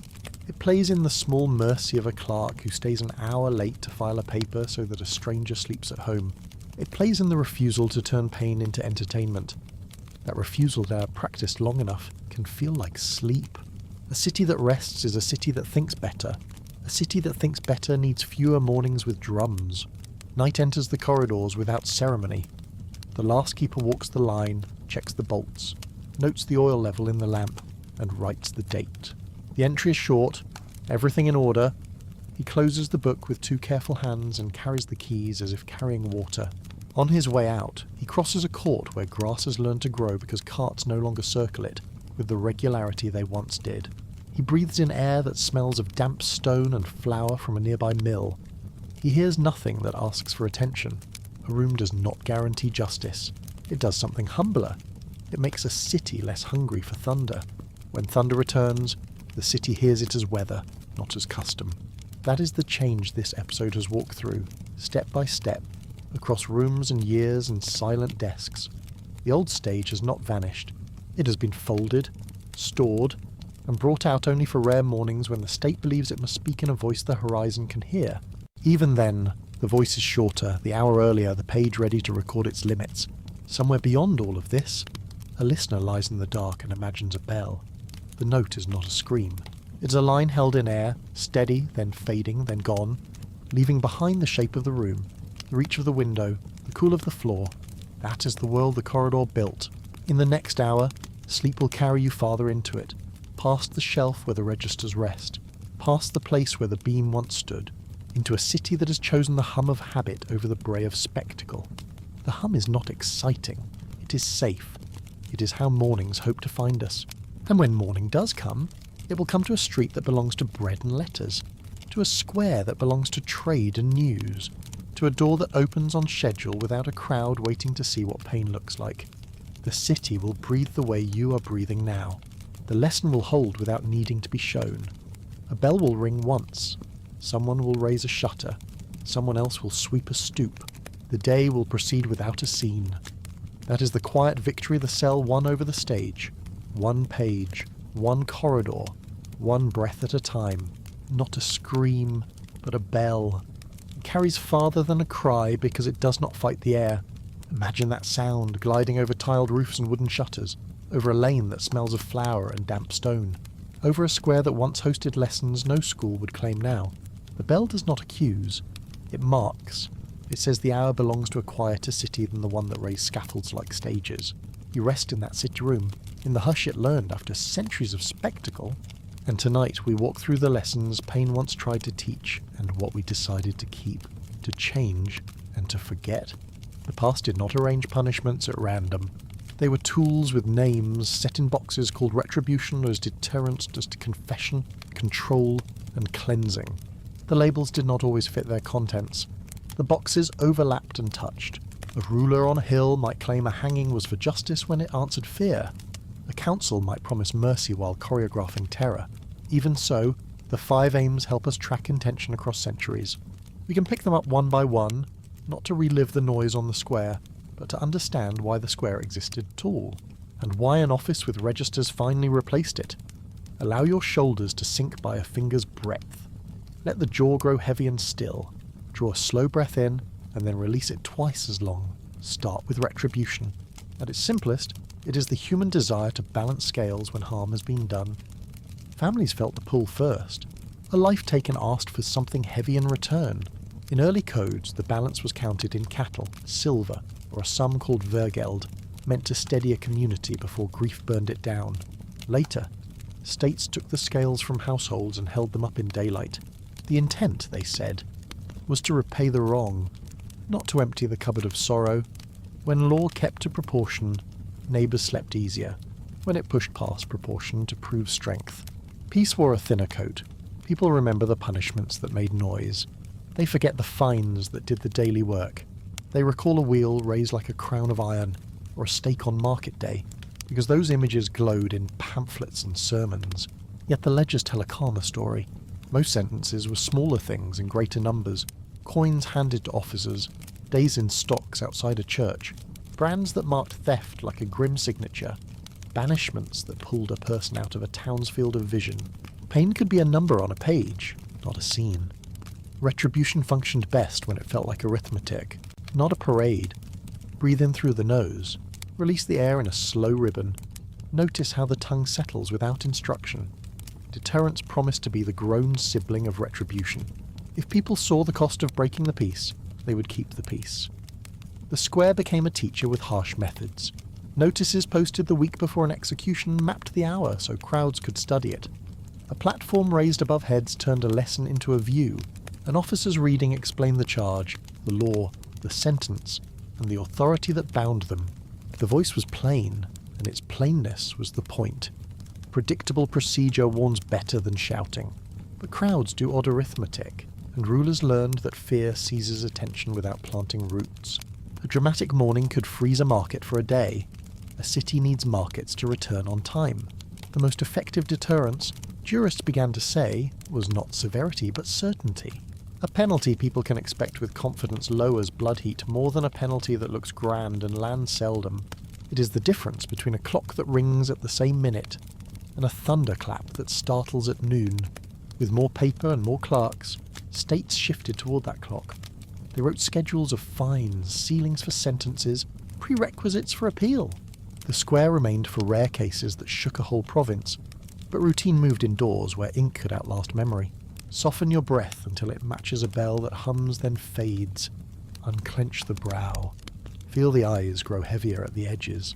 Confession stood at the centre of many legal imaginations. If a person named their wrong, magistrates believed, truth would gain a public foothold and guilt would be properly owned. In times when documents were few and professional investigators fewer, a confession could make a tangled matter simple. Procedure shaped itself around that desire. Questions were formalised. Oaths were administered with care. In some jurisdictions, if testimony and circumstance did not meet a threshold, officials pushed toward admission with pressures that codes tried to measure and control. Others left such pressure outside the courthouse entirely. All learned, slowly and often painfully, that a confession purchased by fear spends poorly in the long run. Doubts grew with records. Appeals brought cases into rooms where men who had not attended the first hearing read the words written there. Patterns emerged that were hard to ignore, confessions that matched the language of officers more than the language of the accused. Admissions that described impossible details, sudden clarity after sleepless nights. In the margins of files, in notes by chaplains and surgeons, a new view of truth formed. It did not trust pain to be an honest witness. It did not mistake silence for agreement. The shift took generations and met resistance, but it moved. The square saw fewer dramatic declarations. The office demanded corroboration, retrials, reform. Breathe out longer than you breathed in. Picture lamplight laying itself across a wide wooden desk. The room smells of ink and linen. Social control was the largest box and the easiest to deny. Officials told themselves they were protecting order, and often they were, but order meant many things at once. It meant trade every morning without disruption. It meant streets where processions moved on time. It meant sermons that could be heard without a drum in the distance. Punishments taught as much about power as about law. A state that was young or fragile or newly come into a town used the square to declare that it was present, capable, and willing. A state that felt secure found less reason to perform control in public. It wrote it in ledgers and exercised it through calendars. Crowds made rulers nervous. Scenes that were meant to command awe sometimes invited mockery or pity. The shaky scaffold did not make a magistrate look strong. A misread decree did not instill respect. Riots could spark from pity as easily as from anger. Pamphleteers sharpened quills on clumsy mornings. Merchants lobbied not for mercy, but for calm. That pressure, more than compassion alone, moved many governments toward quieter habits. Control that works does not need a stage. It needs a system that people accept, even when they do not love it, because it keeps bread and letters moving on schedule. Inhale gently. Exhale as if cooling a cup you like. The floor feels steady. The pillow holds your head as if it remembers you. Cleansing is the strangest word in the set, and it belongs most to eras when pain and purity were tied in sermons and statutes. The idea was older than any one church. It spoke to an old human hope that suffering can wash a stain none of us can see. Courts and congregations designed rituals to match that hope. Acts of penance could be public or private. Some were letters and prayers. Others were boots and brands. Later ages will look back with a cool eye and say that the metaphors of washing and burning often hid politics, fear of dissent, and the need to be seen acting. That judgment is not wrong. It is also incomplete. For many who watched and many who submitted, the acts meant something real about getting right with neighbours and with God. Over time, the metaphor moved indoors. Chapels entered prisons. Chaplains wrote in the same neat hands as clerks. Official language softened, not to excuse harm, but to admit that dignity travels with a person into any room, and that no city is safer for throwing that dignity away. The older cleansings did not vanish at once, and in some places they never did, but the bell that once called a crowd to witness suffering began to call them to markets, schools, and the ordinary business of a town at peace with itself. Allow the jaw to slacken. Uncross the fingers if they have tightened. Breathe in for a slow count of 4, out for a slower count of 6. The 5 aims rarely travelled alone. A single morning could include a clerk's plain recitation of law to satisfy retribution, a visible platform to satisfy deterrence, a scripted exchange that completed a ritual of confession, the presence of officers to satisfy control, and a prayer or hymn to satisfy cleansing. Yet even when they were braided, each strand had a different weight, and those weights changed with the times. When fear of invasion ran high, control and deterrence pulled strongest. When reformers studied records, proportional retribution and reliable confession drew attention. When theologians argued in councils, cleansing and conscience came forward to be examined. Knowing which strand was driving an age makes the past less murky and the present less easy to fool. In the modern imagination, myths still gather around these aims. A few devices have become emblems for eras they did not belong to, or for practices they did not define. They loom because a steel silhouette is easy to picture, because a woodcut can travel faster than a court record, because a museum exhibit sells more tickets than a shelf of statutes. The mind likes a single symbol. It saves the work of reading. That is why we pause here and promise ourselves a steadier walk. In the hours ahead, we will set these emblems where the calendars and the paperwork say they lived. We will trim the stories that have been padded by pamphlets. We will keep what holds up under light. Before we step into that trimming, return to the square once more, not to feed its noise, but to watch its timing. The square had a morning rhythm. Notices went up on church doors. Tradesmen adjusted routes. Families chose whether to attend or to stay away. Children asked questions, adults answered with as few words as possible. The platform was built, usually the same way each time. The voice of the officer carried phrases many could repeat from memory. Then, later, the sweepers came, and the market resumed. What deterred was not only fear, it was the thought that life could be shaken and then made to continue as if nothing had happened. That rhythm taught as much as the act itself. Now picture a corridor. It has flat light and unremarkable floors. Keys move in a keeper's hand. Doors open and close at listed hours. Work is assigned and checked. Food arrives on a cart and leaves in its place. A chaplain visits with a book. A doctor with a ledger. A clerk with a form. No crowd learns anything from this. The lesson belongs to the person inside and to the record kept on the desk. The city, meanwhile, sleeps better. It gets the same lesson the square tried to give, but in a tone that does not wake children in Yun. Take another slow breath and let it out. The lungs know the path without any thought now. The room grows larger because it has learned your rhythm. We return to the 5 aims, now with the patience of office work. Retribution wants a scale that matches. Deterrence prefers a clock to a drum.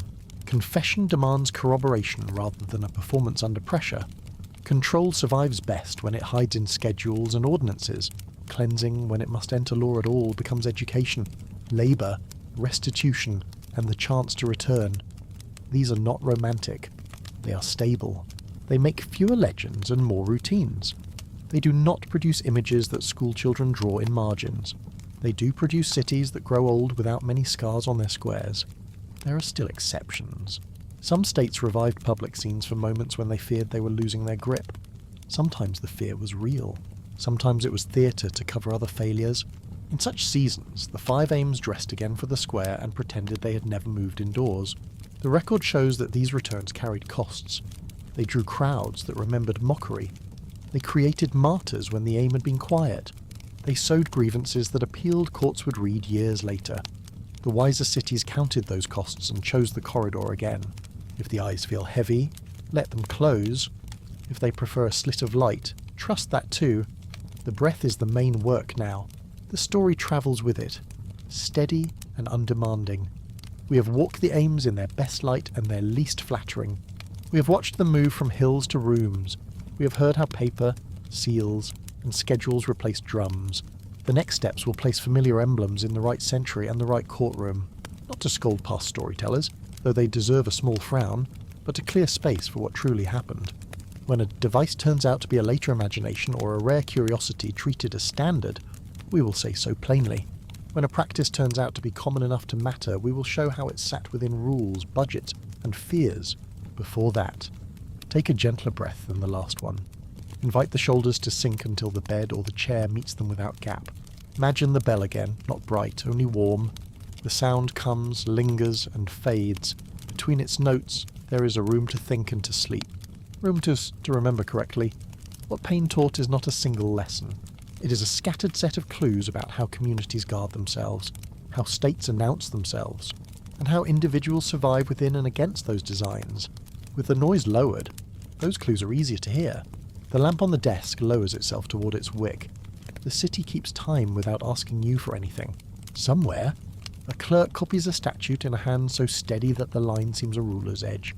Somewhere else, a teacher asks students why a punishment worked, and a boy says because it was certain, and a girl says because it was fair, and a third says because it allowed the day to proceed. They are all trying to describe the same door that closes without force. That is the door we enter next, to meet the myths, and to set them back on the shelves where they belong. The bell from before is still there, softer now, as if the night itself holds a finger to its mouth.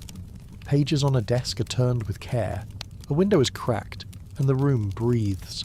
We continue, not by adding new noise, but by sorting images you already carry, the emblems that lured attention and then eclipsed the ledgers. The task is simple and patient. Put each object back in its proper century. Decide which ones were tools, and which were theatre made from scraps, sold to audiences that like to chill. Begin with the iron figure that appears in many imaginations, a standing cabinet with a human shape. Its doors shut on a prisoner, its interior lined with spikes. It feels medieval because it looks like a sermon about sin hammered into metal. Yet the records that mattered, the ones that listed court tools and their maintenance, do not show it at work in the Middle Ages. What museums displayed under that name in the 19th century were often assembled from older pieces, then furnished with a story that satisfied a market for shivers. Chroniclers who loved detail left no scene that matches the device's legend, whereas they described other tools with routine clarity. The iron figure belongs mostly to the age of exhibitions and pamphlets, rather than the centuries of church squares and market scaffolds. It is an emblem of fear's afterlife, not of medieval courts. The small metal fruit sits nearby in imagination, a pear with leaves that hinge, a screw that widens it from within, a promise that the body cannot resist a quiet mechanism. The tale travels fast because it is simple. Court inventories again offer a cooler view. The item appears late in catalogues, often under different names and without proof of ordinary legal use. It could have existed as a curiosity or a threat, a thing to place on a table while the real work happened through questions and documents. What we can say, without leaning on lurid pictures, is that routine pressure in many courts had rules. It depended on time limits, on rest between sessions, on the need to pair any admission with other testimony. Devices that violate that rhythm, that claim swift ruin inside a minute, do not match the bureaucratic temper of most rooms. The boot has better paperwork. Courts that used it wrote about it. It was not a legend of spikes hidden in a wardrobe. It was a method with regional variations, a way to squeeze bone and flesh until a suspect changed his story or kept it despite pain. The language in files is flat. Cloth is wrapped. Boards are fixed. Wedges are tapped. Sessions are counted. Physicians may be present to decide whether a continuation would risk death. It is ugly to consider even at this distance, so we keep the camera far. What matters for our quiet walk is the pattern. Where torture entered procedure, it usually came with rules that tried to standardise what should not have been standard at all. The rules were meant to protect truth from the distortions of panic, but they often failed that promise. Reformers later counted those failures and pulled the practice from the room. Draw the mouth loose while you listen. Let the exhale be a thread that trails behind the words. The rack appears in records with a legal name and a place on the floor. The machine itself was simple. Ropes at the ends of a frame. Rollers on a ratchet. The person attached through wrists and ankles. In some cities it was a symbol that the state, not feuding families, owned the means to press for clarity. In others it never passed from rumour into statute. What matters for our corridor is not the geometry. It is the way scribes accounted for its use. Dates, times, officers, observers, physicians, caps on how many turns could be made in a session. A forced statement often had to be repeated without pressure to count. That last requirement tells the story by itself.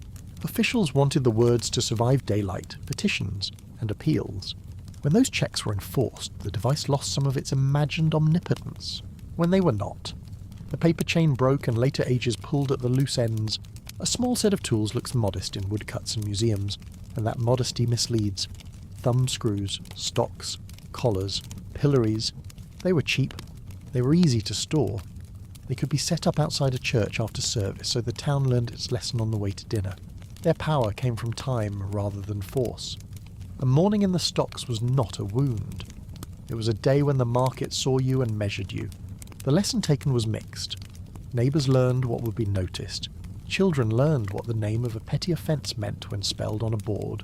The person inside the device learned how slow an hour can be under a public eye, because these tools left little blood and required no specialist. They were common. They enforced order without a stage that could run away from its script. Blink more slowly. Notice how the skin beneath the eyes grows warm when the breath is unhurried. Some scenes that travel under medieval banners belong to later rooms. Others that where fancy names are older and plainer. Breaking on the wheel existed in many forms, and it wore differences like a badge of jurisdiction. In a well-run French city, the order of blows and their count were part of the sentence. A certain stroke early might be the sign of mercy, a promise of strangulation before more damage. A concession to the conscience of both crowd and court. In parts of the empire, the same device was reserved for specific crimes that the law counted as an assault against the household or the community itself. The thing that binds these variations is their bureaucratic clarity. The court wrote what would happen, in what order, and to what end. Even this very public event was a function of paper. Quartering in England carried a theology of treason rather than a general habit of cruelty. The body stood for the body politic in that view. The sentence announced that a person had broken the communal frame and would be declared no longer part of it. It was rare by numbers. It was loud by design. The women who faced treason charges were spared the dismemberment that the sentence spelled out for men, not from mercy alone, but from a sense of public decency written into law. Burning was the alternative for that specific crime. In later years, even that flame was prefaced by strangulation, not to erase the punishment, but to select a tone that a nervous city could live with. Rituals of this kind were statements about sovereignty before they were statements about pain. A stake and fire return in many imaginations as the automatic answer for any charge that touches church authority. The actual record is more granular. Not every doctrine dispute ended under smoke. Many ended in abjuration, penance, exile, or books burned while the author lived. Where fire came, it came after procedure that separated belief from rumour and sometimes reassembled rumour as belief. Preachers and jurists stood together at that edge. They wanted unity for the sake of a town that could stay one town. They also imagined pain as cleansing. It is hard now to think those together without a recoil. The cautious way to stand near the past is to allow both motives a place in the record. Political fear and spiritual care poured into the same forms. Officials were complex human beings, acting inside constraints of budget, doctrine, and dread. Close your eyes if they want to close. Keep the breath even. Think of the lamplight staying, even when your attention is elsewhere. Now step into the small menagerie of punishments that appear on lists because they are easy to draw and hard to forget. A bronze animal like a bull, heated from without while someone within is supposed to suffer, sings as an emblem on many pages. The sources that anchor our series do not show it as a regular state instrument. It comes down to us through anecdotes and secondary retellings that grew more vivid with each century. It might have existed at some point as a royal threat or a courtly legend. It did not define any legal system you would meet if you stood in a provincial courtroom with a clerk taking notes. A bucket made hot to drive a creature out. The tongue of a goat used to wear down salted skin. Small horrors that lurk because they require only household tools. Their place in serious law is thin and patchy. Where rulebooks and ledgers survive, they catalogue more ordinary methods that a magistrate could justify to superiors and to neighbouring towns. Where such tales flourish is in broadsides, penny prints, and galleries that needed variety. That is not to say that private cruelties did not occur. People have always been able to think of ways to make another person hurt. Our work tonight is to distinguish what a city endorsed from what a rumour enjoyed. The corridor of the early modern period has a different mirror. Printing presses made terror portable. A woodcut could cross a border. A long caption could tie a crime in one city to a favourite anxiety in another. The effect was not merely to make fear travel. It was to create an imagined Middle Ages against which the present could seem clean. Reformers who argued for milder codes sometimes borrowed that invented darkness to shine their own proposals. Reactionaries did the same, in reverse, to demand firmness. The more you read the actual files, the more you see that poster and pamphlet were actors with their own agendas. The move from square to cell shows itself in paper trails that look dull and therefore honest. Wergeld appears in early sections of codes as a way to stop cycles of clan revenge. Fines persist through centuries and grow more detailed. Imprisonment, costly because it requires guards and buildings, expands when towns can afford it, and when merchants and councils demand calm streets more than cathartic mornings. Branding and whipping endure near the threshold between public and private control, but even they become more regular until their edges blunt and courts retire them. Each change arises from several pressures at once. Riots frightened officials who liked markets. Appeals embarrassed judges who liked finality. Chaplains learned that time and teaching altered people more than short. Bright Pain did. None of these are sentimental stories. They are stories about a city preserving itself. A sip of air in a longer stream out. If a shoulder has climbed toward the ear, invite it back. We complete the corrections with a small truth that is rarely printed on posters. Most punishments in most places were not dramatic. They were about money, property, movement, and time. A person paid, lost goods, was told to leave, or sat behind a door. The large scenes that we still talk about were punctuation for states making statements. The punctuation mattered. It taught. It frightened. It asserted sovereignty. It also misleads if treated as daily grammar. The habit of our age to collect the most shocking entries from long lists and build a portrait from them does a disservice to the quieter lines that governed mornings and kept bread on tables.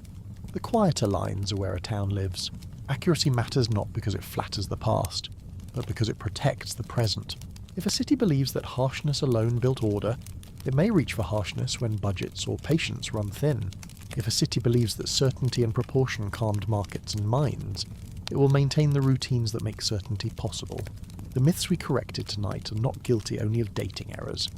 They are guilty of encouraging the wrong habits in rooms where choices are made.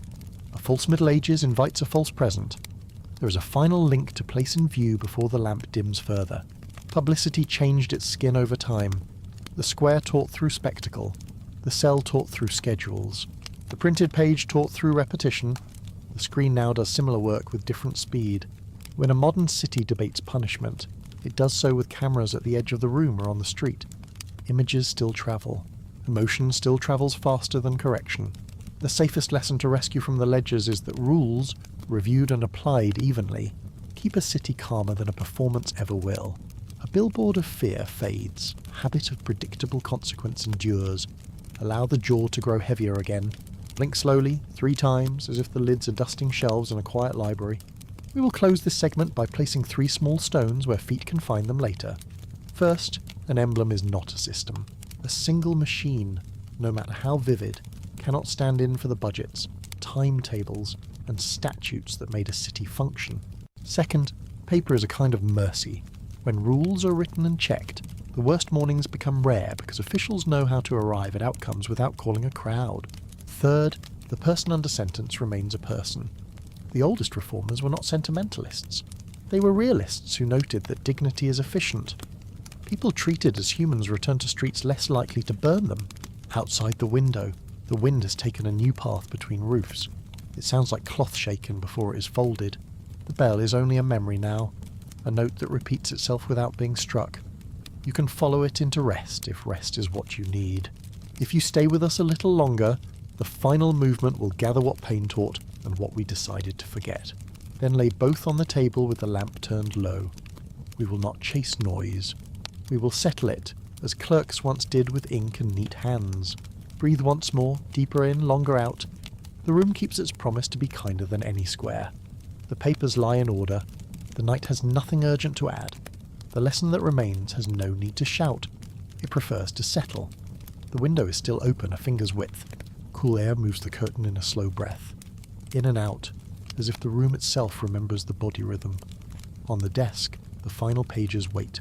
Not to accuse, not to dazzle, only to place what we have learned where it will not slip. A bell once sounded at the series' beginning. It returns now, not louder, only closer to the ear that has grown quiet. We began with 5 purposes, 5 reasons that rulers and councils reach for punishment. They were not ghosts. They sat in minutes, budgets, and sermons. Retribution said a wrong deserved an answer that felt like an answer. Deterrence said a lesson should stand where others could see it. Confession said truth could be pulled from a person and tied to a verdict. Social control said fear might keep a market steady and a border calm. Cleansing said pain could purify a soul or a city. Each of these, under lamplight, looks both practical and fragile. Each can turn into theatre if a clock stops counting or a crowd starts cheering. The careful way to hold them is to keep them grounded in paper, not in applause. Retribution, at its most functional, restored balance without turning streets into stages. Fines did that work when neighbours needed to reconcile and get back to business. Exile did it when a presence threatened calm more than absence did. Public pain entered when rulers wanted not only balance but display, when the wrong was seen as an attack on the city itself. That is why treason grew a ritual in places that cherished the body politic as a single living thing. It is also why lesser thefts, noise and scuffles were handled with coins or warnings or a day spent in stocks. The balance that worked best rarely glittered. Deterrence is a delicate instrument. It asks eyes to learn from another's mistake. The lesson lands only if the audience trusts the rules. Predictability teaches better than spectacle. A square where every proclamation is clear and every sentence matches the sentence before it, without favoritism or surprise, educates calmly. Crowds might gather for a wheel or a stake, yet the long memory of a town is built more by regular market days, steady patrols, and magistrates who do not shout. The public learned faster when law felt like weather, steady and seasonal, rather than thunder run on demand. Confession as a pillar of truth has always stood on sand. The rooms that tried to manage pressure with schedules rest. Repetition without pain, and corroboration admitted the risk and hedged against it. Those that left process to zeal often discovered later that panic speaks quickly and falsely. That is not a modern lecture. It is a lesson copied by older scribes who watched verdicts collapse under the weight of their own methods. The best courts wanted words that could pass from night to day without shrinking. A confession that survives when the ropes are cut and the doctor nods tells more than one that evaporates with the bruise. Social control is the plainest of the 5 and the most prone to drift. It makes a city quiet, yet it can confuse quiet with consent. A town that polices by fear avoids disorder at a cost that shows up slowly, in smaller trades, in darker alleys, in doors that close earlier. The history that sleep loves knows this, because it listens for long patterns, not bright mornings. Records show that riots often followed the most flamboyant punishments. Merchants disliked that risk. Clerics disliked the way sermons had to mend what sentences tore, and councils paid attention. Stability is a budget line as much as a virtue. Cleansing, the hope that pain might wash a soul, makes sense only inside a theology that explains pain as a path. Where that theology framed law, it added hymns and prayers to the square, where later theologies placed the burden on the conscience rather than the body. Pain withdrew, and instruction remained. The point is not to mock the older view. It is to notice that the motive, even at its most pious, still needed a council schedule, a beadle's steps, and a clerk's pen. The spiritual aim lived or died by administrative hands. Let the shoulders sink by a thumb's width. Let the jaw rest as if it weighs more than it did at dinner. The body listens, even when the mind thinks it is elsewhere. We also gathered a set of myths and trimmed them to fit their rightful rooms. The iron figure with spikes earned fame through exhibitions and pamphlets, not through medieval court ledgers. The small metal fruit that opens inside a body travels well in rumour, yet the record keeps it at the margins. The bronze animal that seems to sing belongs more to emblem books than to any city's ordinary kit. It is better to place these curiosities in a cabinet labelled caution than to push them onto a stage they did not inhabit. Doing so does not excuse the past. It rescues it from a costume that teaches the wrong lesson. What remains after we shelve the costume is a plainer wardrobe that was used every week. Stocks, collars, wooden frames that hold a person in sight but out of motion. Fines written in careful hands, tied to incomes and offences, brands that marked status in ways we would now reject. Yet were catalogued like tools and retired when they caused more disorder than order. Banishment that split households, not for show, for the sake of a steady street, these pieces tell a story of governance that was often dull and therefore effective. The noise was news, the quiet was life. Across the centuries, publicity changed its mask and speed. The square taught with presence, the page taught with repetition, the screen teaches with velocity. Each can be used to correct, and each can be used to inflame. Printers in the early modern period learned that fear was a commodity with good margins. Images of devices and rituals, copied and carried, shaped imaginations beyond the reach of any single city's records. That's one reason the myth of a uniform, ceaselessly cruel Middle Ages still breathes on bookstore shelves and late-night programs. It is a good story for selling copies. It is a poor map for policy. We close our file by turning these observations toward the present, gently, without calling names. A modern city that forgets the difference between emblem and system may pursue penalties that look decisive, yet accomplish little. A city that trusts procedure, proportion, and review, even when impatient voices ask for thunder, tends to sleep better. The evidence is in the way markets grow. Schools hold their hours, and neighbours argue without fear. It is not romantic to say that dignity works. It is practical. People who are treated as humans respond to rules. People who are treated as props learn to act like props, flat and stiff, until the day the scenery burns. Take one long inhale until the ribs widen against cloth. Let the exhale last longer than the inhale. Feel the weight of the blanket or the air, whichever is covering you now. There is a soft symmetry at the heart of the journey we made. The stage, the corridor, and the cell were 3 rooms for one theme. The stage taught across distance, but it could run away with itself if the crowd loved drama.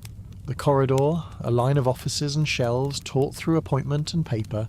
The cell, a door and a number, taught through time that accrues in days and weeks. None of these were purely good or purely bad. Each could be used to respect or to crush. The lever that kept them honest was not the device on the floor, but the culture around the desk. Rules consulted, reasons written, appeals heard, budgets published. These small disciplines were the guardrails that made cruelty rare rather than routine. They are still the guardrails that keep a restless city from inventing a new square with a new scaffold in a new style. Memory needs guardrails too. When we repeat legends that never belong to the rooms we have toured, we do 2 unhelpful things. We flatter ourselves with the belief that we have left barbarism far behind, and we forget the ordinary, unflashy harms that most people suffered. A day in the stocks humiliates without gore. A fine can ruin a family that was barely afloat. Exile can turn a grandmother into a stranger in a place where no one knows her bread or her jokes. Our past is full of these quiet punishments that made sense to the people who wrote them down and paid for them, yet would make us pause now. It is kinder to remember those than to decorate a cabinet of curiosities with spikes that never saw a courtroom. There are times when a city must still raise its voice. Some wrongs shake streets, not just rooms. Even then, the past suggests a style that does less harm while it does what it must. Clarify the rule before the moment, so no one thinks the sentence is a surprise.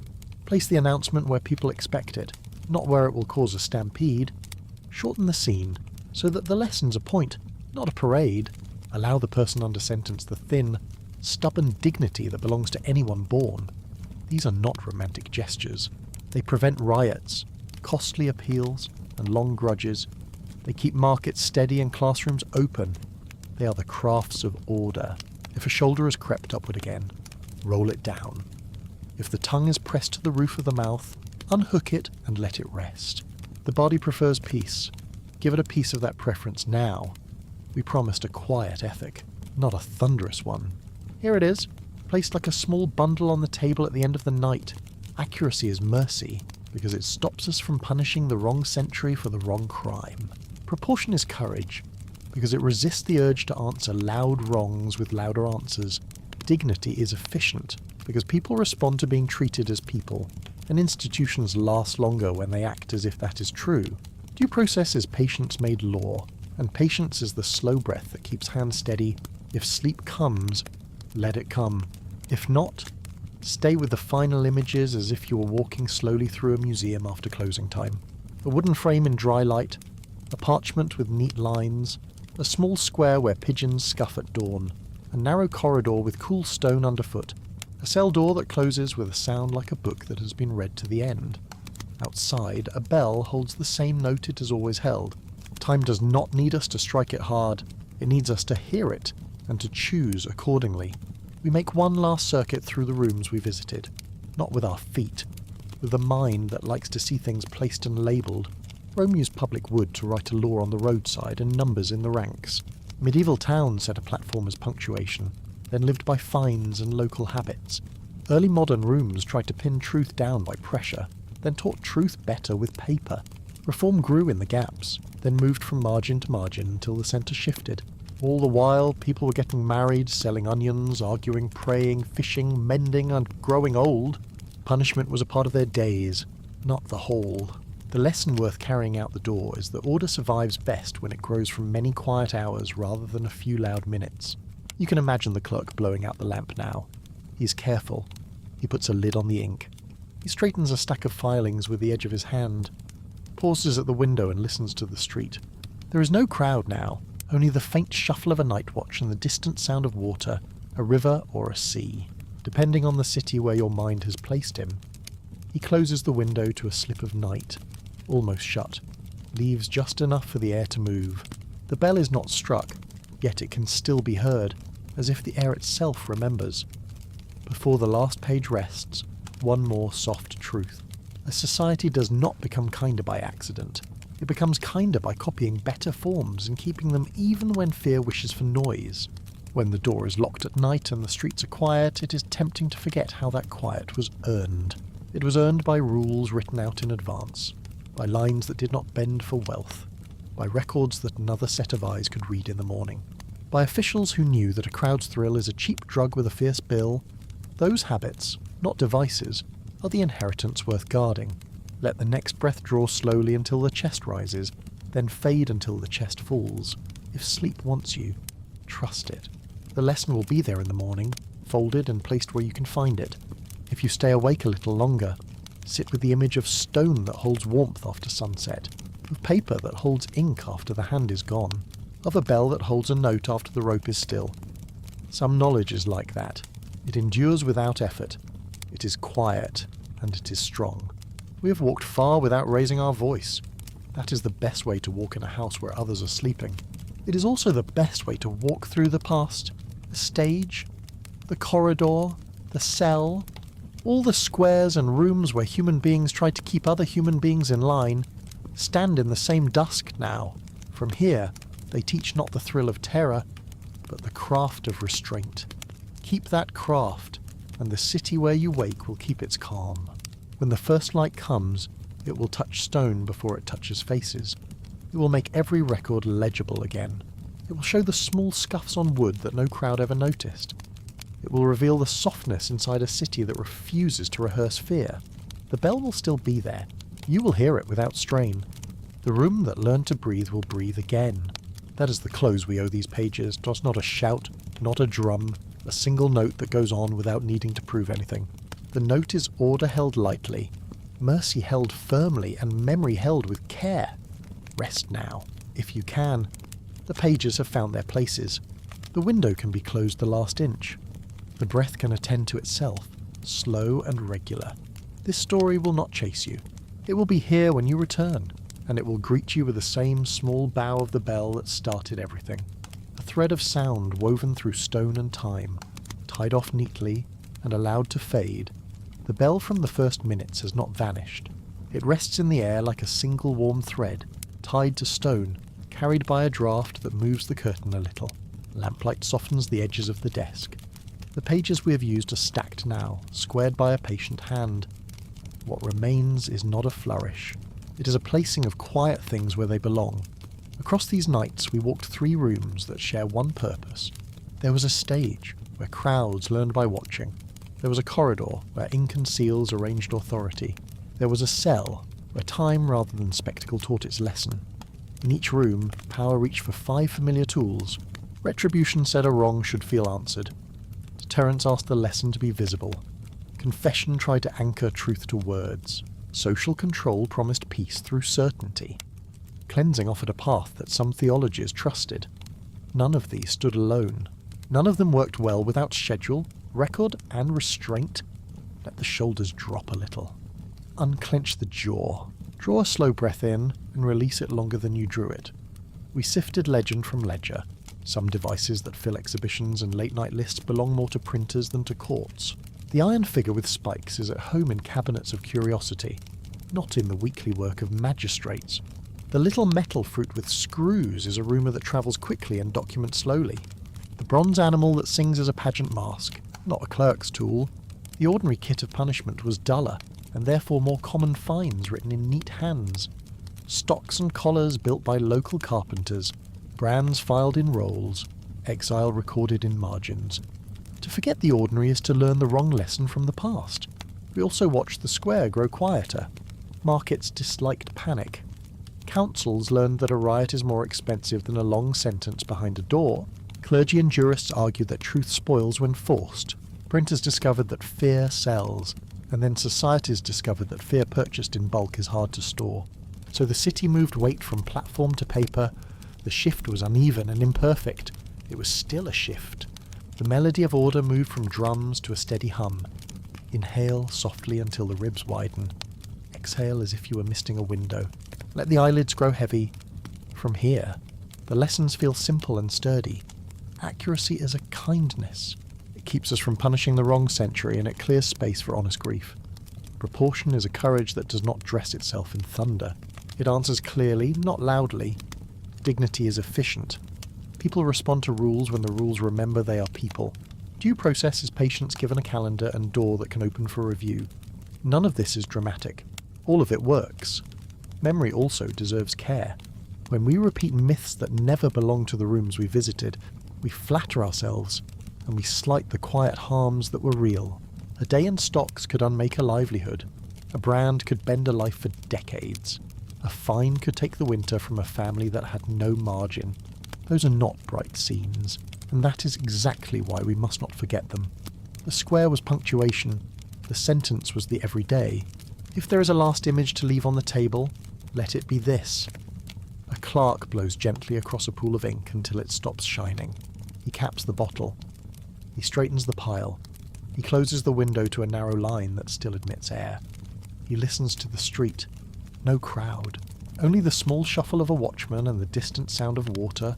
The bell has not been struck. It is still audible, as if stone itself knows how to carry a note without being asked. One more breath, slow and unforced. Feel the weight of the blanket. Let the tongue rest from the roof of the mouth. Allow the chest to fall on its own. We step back from the rooms without turning our backs on what they taught. Order endures when it chooses the patient crafts. Write the rule before you need it. Keep the punishment predictable. Let appeals exist. Publish the ledger. Treat even the condemned as human. Doing these things is not softness. It is good engineering for a city that wants mornings without smoke. The lamp can go out now. The ink is safe. The papers are where you will find them tomorrow. If sleep has arrived, it may keep what matters and let the rest drift. If you're still awake, stay with the quiet textures we have returned to again and again, the cool of stone after sunset, the hush of pages settling, the clean line of a window that admits a small, steady wind. The bell's thread of sound thins and does not break. It fades into the kind of silence that keeps a city whole. Rest. The story will be here when you return, folded, true, and calm.